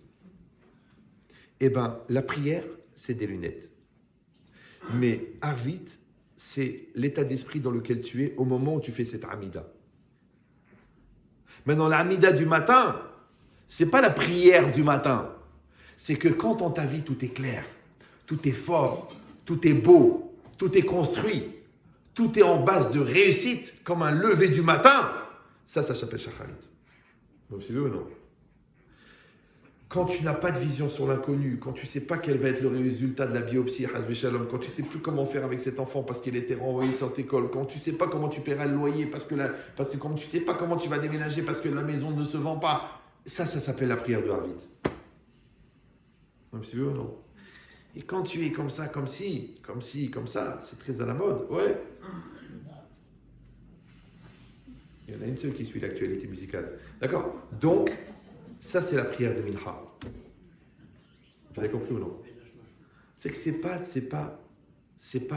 une prière, c'est pas un temps de prière, c'est un état d'esprit.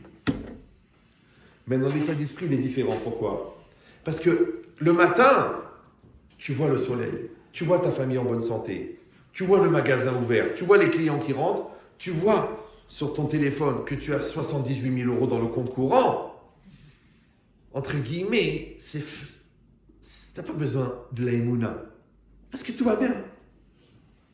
Mais quand tu arrives pas de voir de sortie, quand tu sais plus comment faire avec ça, avec l'enfant, avec le compte en banque, pour toi c'est la nuit. Ouais. Et c'est à ce moment-là, la nuit, que tu vas avoir besoin de la émouna.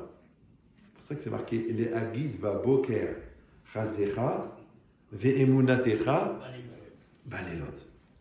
Alors, qu'est-ce que c'est la émouna?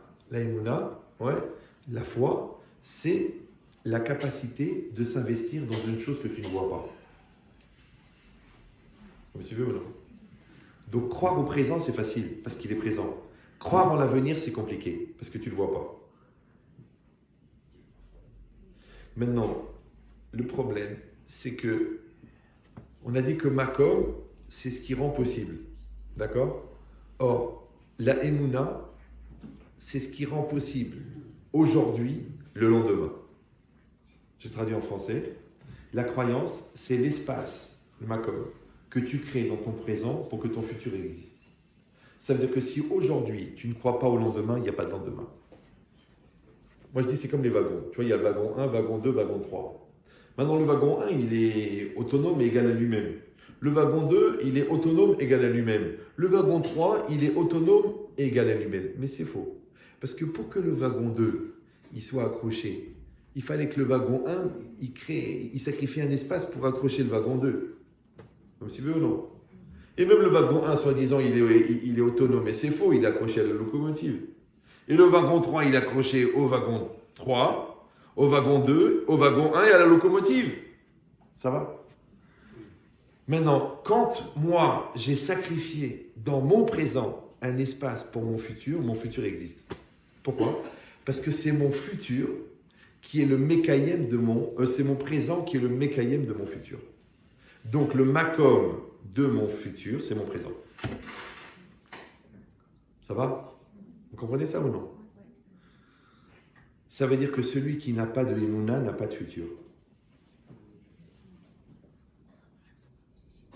C'est facile à comprendre. Maintenant, on a dit que la Emouna, elle s'applique quand ? Quand tu vois clair. Tu n'as pas besoin de la Emouna quand tu vois clair. Tu as besoin de la Emouna quand tu vois rien. C'est quand tu vois rien, la nuit. La nuit, c'est quoi ? C'est pas la nuit qui tombe. La nuit, c'est quand tu comprends plus rien à une situation. Ouais. Maintenant, tu ne peux rien faire. Tu ne peux attendre que le bout de la nuit. Maintenant, je vous rappelle, et je m'excuse pour ceux que ça va choquer, mais souvent, le jour se lève au bout de la nuit. C'est presque récurrent, comme disait le Rav Sif, qui avait une tendance ammoniacale, le récurrent Sif ammoniacal. Oh là là, s'il faut expliquer les blagues, on est foutu. Hein. Allez, on va dire que c'est l'heure. Donc, je dis et je répète que qu'est-ce que ça veut dire Emouna Techa Balelot ? C'est-à-dire quand est-ce que tu as besoin de la Emouna ? Quand tu ne comprends plus rien, quand c'est la nuit pour toi, quand tu ne sais plus comment faire, quand tu ne sais plus comment t'en sortir. Tout à l'heure, un gars il m'a téléphoné, il m'a dit « Regarde la société, la concurrence, la truc, je ne sais plus quoi faire, je suis angoissé, je suis stressé, l'autre il a mis 1 milliard d'euros dans la pub et moi je suis tout petit, je ne vais pas m'en sortir. » Je dis, pourquoi tu m'appelles à moi ? Appelle un responsable du marketing, appelle un mec qui fait du développement, appelle un gars qui fait de la pénétration de marché, qui fait de l'évaluation de produits. Pourquoi tu m'appelles à moi ? Parce que j'ai compris qu'il faut que je me renforce dans l'Aïmouna. Alors je lui ai fait un petit quart d'heure, je lui ai fait une dose. Je lui ai dit, Rav Dessler, l'Aïmouna, la Parnassa, la truc, la place de Dieu, la place de l'homme, la modestie de l'homme. Il m'a dit, waouh, tu m'as reboosté. Tu ne m'as pas demandé quel est le prix de la dose. Bon. Eh oui, parce que dis-leur la vérité. C'est pas évident, hein. Mais enfin, on ne va pas mégoter sur les mots. Chacun doit fixer une ligne. Et c'est pas parce qu'elle est blanche qu'il doit y aspirer. Donc si c'est ça, c'est rien, c'est des inspirations qui viennent aux toilettes. Ça va venir aussi. D'accord ? Donc qu'est-ce qui est marqué ici ? Ici c'est marqué Emunatecha balelot. Parce que la nuit, c'est quoi ? C'est quand tu as fait tout. Si tu n'as rien fait, tant pis pour toi, crève et meurs. Mais si tu as tout fait, tu as parlé avec l'enfant, tu t'es bagarré un truc, tu t'es remis en cause, tu as pris l'argent, tu as emprunté le truc, tu as demandé pardon, tu as tout fait. Et c'est encore la nuit, Emouna. Vous suivez ou non ? Et tu sais qu'à la fin de la nuit, il y a le jour. Donc le vrai problème de l'homme, c'est l'impatience. Parce qu'on veut le résultat tout de suite. C'est comme ça qu'ils ont créé les achats immédiats, les ventes express, les achats compulsifs. Parce que l'homme, il est pressé. C'est comme la femme. C'est que la femme enceinte, elle a une maladie très grave. C'est que pendant 9 mois, elle se plaint d'être enceinte. Mais chérie, ça prend 9 mois. Qu'est-ce que tu veux ? 3 mois. Qu'est-ce que tu vas nous accoucher ? Le melon. Qu'est-ce que tu vas nous accoucher ? Un fœtus de rat. C'est 9 mois. À 9 mois, il te sort les bras, les pieds, la tête, le cerveau, les yeux, la rigolade, le caca. Il sort. C'est 9 mois. Donc c'est pas la peine de dire « Ah, c'est encore long, j'en peux plus, il faut que ça s'arrête, qu'est-ce qu'il fait de mon Dieu, c'est à cause de toi que je suis tombé enceinte, arrête, c'est 9 mois !» Donc ça sert à rien de faire la gueule pendant 9 mois, que tu deviens la baffe de la douleur. ce qu'on appelle enceinte.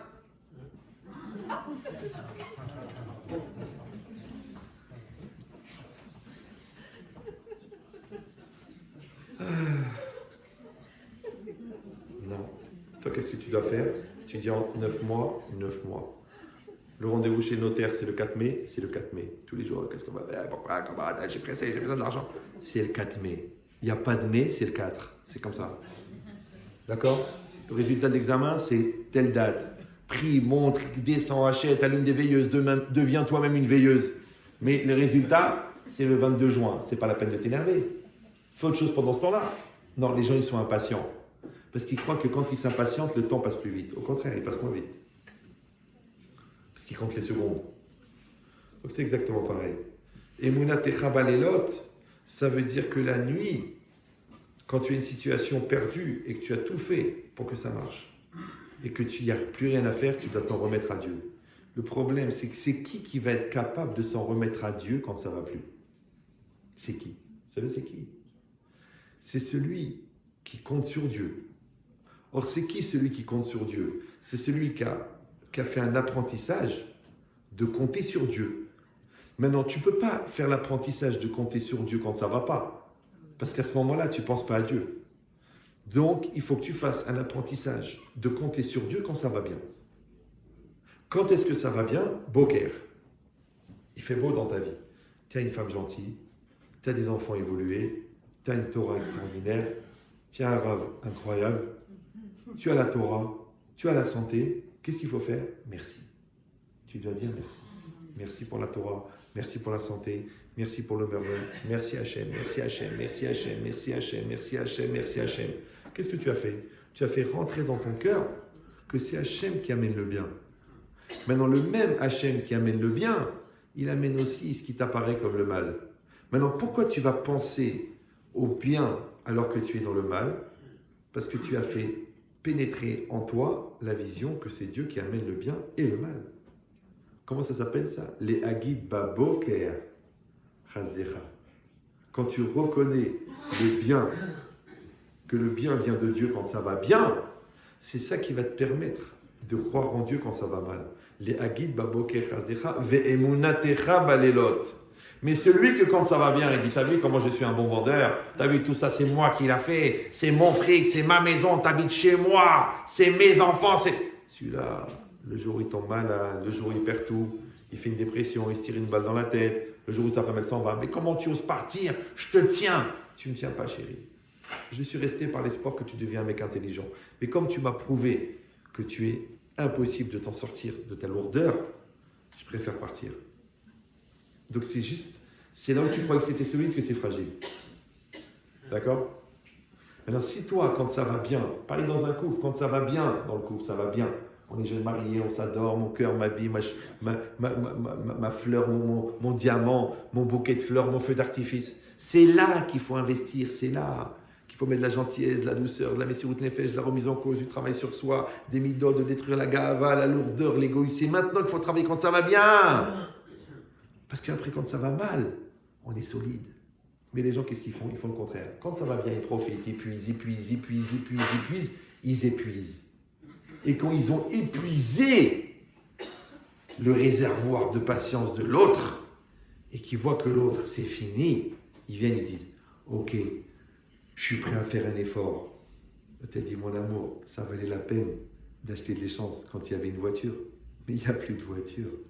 Qu'est-ce que tu vas faire avec l'essence?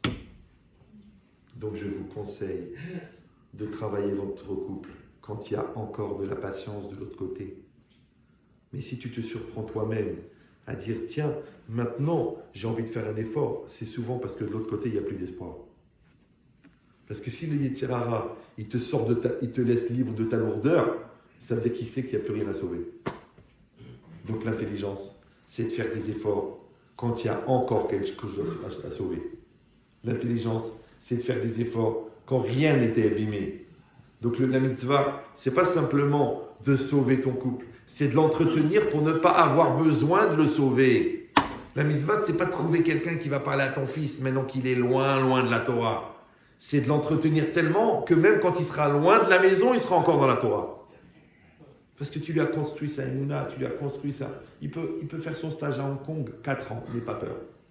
Le mec, il va trouver un minyan, il va trouver du kasher, il va trouver là-bas une Bat Israël, l'arrière-petite-fille de ton arrière-arrière-grand-mère qui était voisine à Oran, en stage, en finance. Tu dis, c'est pas possible. Comment vous êtes là? La fille Khalifa? Bien sûr. Mais enfin, nos grand-mères étaient voisines à Oran ou à la Gerdaya. Oui. Ça veut dire, tu vois, là-bas, pas chez moi, chinois. Ouais. Il l'a protégé. Et l'autre à Jérusalem, il a trouvé la Goya. Regarde sur loranenou.com, tu vas voir.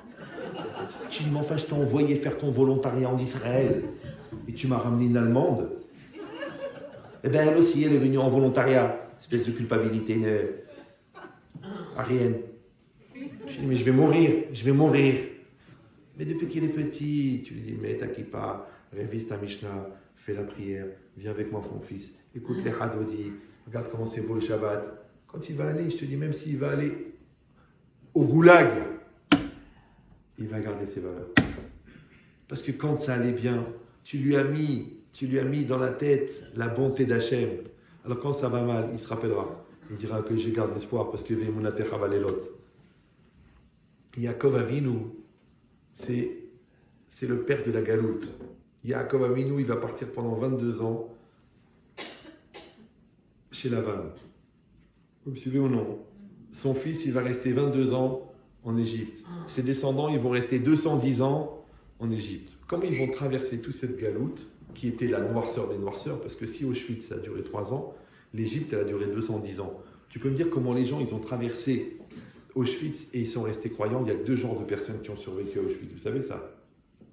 Les gens qui avaient foi en Dieu et les gens qui avaient foi en l'homme. Tous ceux qui ont perdu la foi sont morts, même quand ils sont restés vivants. Soit c'est devenu des morts vivants, ouais, soit ils ont vécu toute leur vie dans la haine et dans la vengeance. Donc les deux, ils étaient morts. Mais celui qui a gardé la foi, il est resté vivant. Comment tu peux traverser Auschwitz en gardant la foi? Comment tu peux traverser 210 ans en gardant la foi? Parce que Yaakov Avinu, il a inscrit ça, que même si on est aux profondeurs de l'obscurité, on garde la croyance. Et ça s'appelle la prière de Harvit. C'est ça que Yaakov Avinu, il a institué la prière de Harvit. C'est pas qu'il a dit, ah, mon grand-père, il a dit le matin, mon père, il a dit l'après-midi. Tu sais quoi, je vais faire le soir. Mais tu crois que Yaakov Avinu, c'est Pierre Bellemare?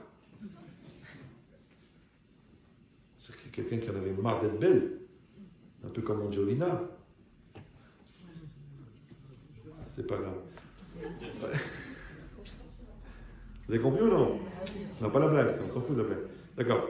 Donc c'est ça ce qui est marqué, que Yaakov Avinu, il a institué la prière de Harvit. Maintenant vous allez dire, bon, c'est bien, c'est très sympa, c'est joli, c'est gentil d'être venu de Paris, mais dans la vie c'est la même chose. C'est-à-dire que nous, on doit se nourrir de nos prières. Vous me suivez ou non? C'est-à-dire que quand tu te lèves le matin, tu fais les Tchiat-Yadayim, tu te lèves avec la Hitlaavout, avec l'enthousiasme, tu fais tes brachot comme il faut, tu vas à la synagogue, et après tu fais une belle prière avec la kavana, et tu reçois le joug divin, et tu rentres dans la journée, tu dis Hachem, aide-moi à faire tout ce que j'ai à faire, qui est la Shekhinah dans toutes mes actions, et qui est le Hémet dans toutes mes actions. Tu sors de la synagogue, tu as la lumière du matin, tu sais que tu vas passer une bonne journée. Mais si tu restes jusqu'à 4h30 du matin à regarder des vidéos débiles, et que tu te réveilles à 11h15, et que tu te fais une intraveineuse de Nescafé en mettant les téfilines, en regardant tes emails, et que tu arrives au travail, que tu te fais engueuler, et que la secrétaire elle dit le rendez-vous du matin il est passé, c'est dommage, il y avait 110 millions d'euros à signer, et tu dis j'ai raté ma journée, alors qu'en fait tu as raté que le matin. Tu as compris que quand tu te lèves le matin, tu gagnes ta journée. Donc c'est quoi? C'est l'esprit du matin. Vous me suivez ou non? Et l'esprit de Mincha, c'est Ben Hashmashot, c'est des moments comme ça. C'est ce que c'est. C'est ton couple, il est comme ci, comme ça. Et tu te bats quand même pour ton couple. Parce qu'on n'est plus des jeunes mariés, mais on n'est pas encore des vieux croutons. Alors il faut sauver le couple. La crise d'adolescence chez l'enfant. Il n'est plus un enfant, mais il n'est pas encore un adulte. C'est Mincha, c'est Ben Hashmashot. Oui? tu n'as plus ton business, mais tu as encore des réserves d'argent et tu veux faire autre chose. Et ben ça s'appelle Ben Hashmashot, c'est le crépuscule. Tu changes de milieu, tu te remaries, tu changes d'endroit, tu fais la lia. Ça, cette situation comme ça, tu sors de l'école juive, tu rentres à la fac, tu laisses tes parents et tu pars vivre toute seule à Jérusalem. Ça, c'est mincha, ça. C'est ça, mincha. Ouais. Donc, dans ce moment-là, qui est mi-jour, minuit, tu dois avoir l'attitude de Yitzhak Avinu. Et quelle était la qualité de Yitzhak? Gvura. C'est maintenant qu'on a besoin de ta force, c'est maintenant qu'on a besoin de ta maîtrise, c'est maintenant qu'on a besoin de ta conviction et de ta détermination pour traverser le clair-obscur du doute. Ça va? Ok. Et quand la vie elle est sombre, on l'a dit, tu comprends rien à ce qui t'arrive. Ouais. Donc vous avez compris. Le chesed d'Abraham, c'était pour rentrer avec la force dans la réalité. La force d'affirmation de Yitzhak, c'était pour traverser les situations de doute avec clarté. Et les situations qui sont vraiment sombres et que tu ne sais pas comment tu vas t'en sortir, là, il faut que tu aies la qualité de Yaakov. C'est quoi la qualité de Yaakov? Émet. Émet. Vous savez ce que c'est émet? Émet, ce n'est pas la vérité qui t'arrange, la vérité qui t'intéresse, la vérité qui te fait plaisir. La vérité, c'est que ce soit bien ou mauvais, c'est vrai. C'est pour ça que dans Émet, il y a Met. Maintenant, la vérité, ça tue les gens qui la fuient. Et la vérité, elle donne la vie aux gens qui l'assument. Maintenant, si tu es quelqu'un qui assume, tu es dans cette qualité de Yaakov. Avec la vérité, tu peux traverser la nuit. Mais si tu es dans la vérité qui t'arrange, la vérité qui te fait plaisir, le compromis permanent, le malentendu, le doute artificiel, la nuit, tous les chats sont gris, fais attention à toi. Parce que si tu n'arrives pas à voir dans le noir, tu vas trébucher et tu vas te casser la figure. Donc le Hémet, ça permet de voir dans le noir. Parce que tu fais 100 millions d'euros ou que tu as 1 euro, le Hémet, tu ne voles pas. Je ne vole pas, c'est le Hémet. D'accord? Maintenant, ta femme, elle n'est pas bien depuis 3 ans. Et l'autre, elle te dit, bon, viens, je te fais un petit plaisir. Tu dis, je ne peux pas, je suis marié. C'est le Hémet. C'est que la capacité à traverser les obstacles avec une perpétuité d'existence, d'une grande force, malgré l'obscurité de la situation, c'est Hémet. Donc ça, c'est l'attitude de Yaakov. C'est cette attitude-là qui va nous amener jusqu'au Mashiach. Vous suivez ou non? C'est pas la bonté de Abraham, c'est pas la rigueur de Yitzhak, c'est le Hémet de Yaakov. C'est pour ça qu'on est des béné Yaakov. On n'est pas des béné Abraham, on n'est pas des béné Yitzhak, on est des béné Yaakov. Alors Yaakov, il a vécu à son époque et il est jusqu'à la fin des temps. Puisque Yaakov c'est Ekev et la fin des temps c'est Ekveta de Mishicha. C'est le talon du Mashiach. Maintenant la qualité de Yaakov, elle va nous accompagner jusqu'au Mashiach. Pourquoi? Parce qu'ils disent les Chachamim que Mashiach, ça va être une période tellement sombre que les gens ils vont espérer le lever du jour. C'est Mashiach. Maintenant, ils croyaient que c'était la Shoah, parce que c'était extrêmement sombre. Oui? Mais Mashiach n'est pas venu après la Shoah. Donc, mais quand même, on est dans la période du Mashiach. Alors, je vais vous dire, il y a 2 genres d'obscurité. Il y a l'obscurité que la lumière s'éteint, et il y a l'obscurantisme que la lumière reste allumée. Maintenant, je ne parle pas, moi, des excités qui se font sauter, qui mettent des coups de couteau partout. Non, ça, c'est rien. Ça, c'est juste le magicien, il te détourne les yeux pour pas que tu te concentres. C'est quand des juifs, ils s'assimilent. Quand des gens, ils ne se marient pas avec les bonnes personnes. Quand ils laissent tomber la cache-croûte. Quand ils font des bar mitzvahs avec des traiteurs taref. Quand ils font des soirées d'orgie à Ibiza pour fêter le mariage de leur fille. Ça, c'est l'obscurité, ça. C'est ça, Rocher. Vous me suivez ou non? Quand les gens ils sont tentés par le libéralisme, qui pensent qu'une femme rabbin, c'est l'évolution, ouais, c'est l'obscurité. Mais c'est une obscurité lumineuse. C'est ça le danger. Donc quand il fait noir, tout le monde cherche l'interrupteur, mais quand il fait jour, les gens ils pensent qu'ils sont éclairés. Or, la vérité n'est pas nouvelle et le nouveau n'est pas vrai. On a des lois, on a une halakha, On a des chachamim, ça fait 3500 ans que ça marche. Maintenant, croyez-moi que celui qui touche une loi du Shulchan Aruch, une lettre des Sefer Torah, une lettre du Sefer Torah, ses petits-enfants seront goyim. C'est clair. Tu dis non, il faut être ouvert d'esprit, on ne va pas te retenir, il faut faire du choix, ça c'est important, ça c'est pas important, il faut être tolérant, faut être... Je te dis, tu fais ce que tu veux. Tu fais ce que tu veux. Mais tu t'enlèves une lettre. Une paracha. Une halakha. Il y a des millions d'halakhot. Tu enlèves une halakha, tes enfants ils sont goyim. Ben, c'est normal. Pas parce que tu es maudit. C'est parce que tu as enlevé ce qui est le plus important. Tu enlèves un bras à quelqu'un, il va survivre. Tu enlèves un œil, il va survivre. Tu enlèves un rein, il va survivre. Mais tu lui enlèves la neshama. Or, la neshama d'Israël, c'est la Torah. Si tu enlèves la neshama, qu'est-ce que tu vas faire avec le corps? Une déco dans le salon. Or, la Torah, c'est l'essentiel. Maintenant, quand tu enlèves l'essentiel dans ta vie, tu crois que le cumul de superficiel va combler le manque d'essentiel? C'est ça la société de consommation. La société de consommation, c'est un énorme PAC, ce qu'on appelle en philosophie un piège à art. C'est qu'on te fait croire qu'on va combler ton manque d'essentialité avec un cumul de superficialité. Mais si c'était ça la solution, tu peux m'expliquer pourquoi il y a 29 millions de personnes qui prennent des antidépresseurs, puisqu'ils ont trouvé the solution. Donc ils n'ont pas la solution. Pourquoi? Parce que plus il manque d'essentiel, plus il rajoute du superficiel. Même si vous, non. Donc il faut faire le contraire. Il faut revenir à l'essentiel. Au Hachem, on a une Torah extraordinaire, on a un peuple extraordinaire, on a un pays extraordinaire, on a des rabbins extraordinaires. Ouais. Alors qu'est-ce qu'on a besoin d'aller se polluer la tête avec des gens qui, en fin de compte, ne sont là que pour légitimer les compromis qu'on peut faire grâce à eux? Or, tout le monde sait que le compromis tient ses promesses. Donc, le jour où tu deviens adulte, c'est que tu acceptes qu'il n'y a plus de compromis. Maintenant, tu t'habilles comme ça, tu manges comme ça, tu manges comme ça. Ok, mais la halakha ne touche pas. Ne touche pas. Vous me suivez ou non? Ne touche pas. C'est comme avant les anciens.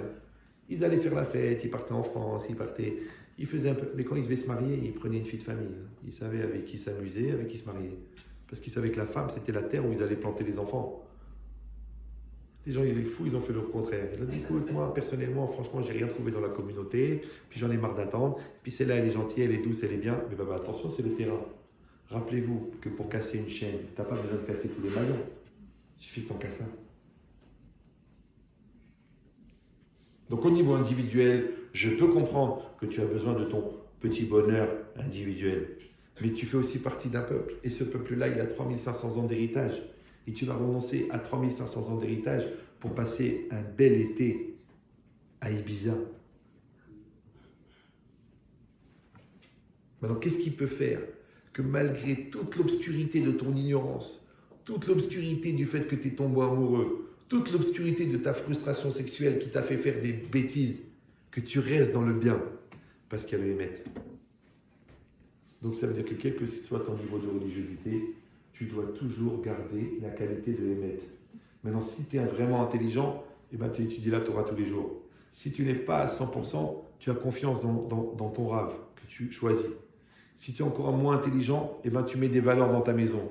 Et si tu es encore moins intelligent, tu dis à tes enfants, attachez-vous toujours à un endroit de Torah, restez toujours liés à la synagogue. Et au moins ça va les maintenir un peu dans le GPS de la vérité. Voilà, Hazak Obaor.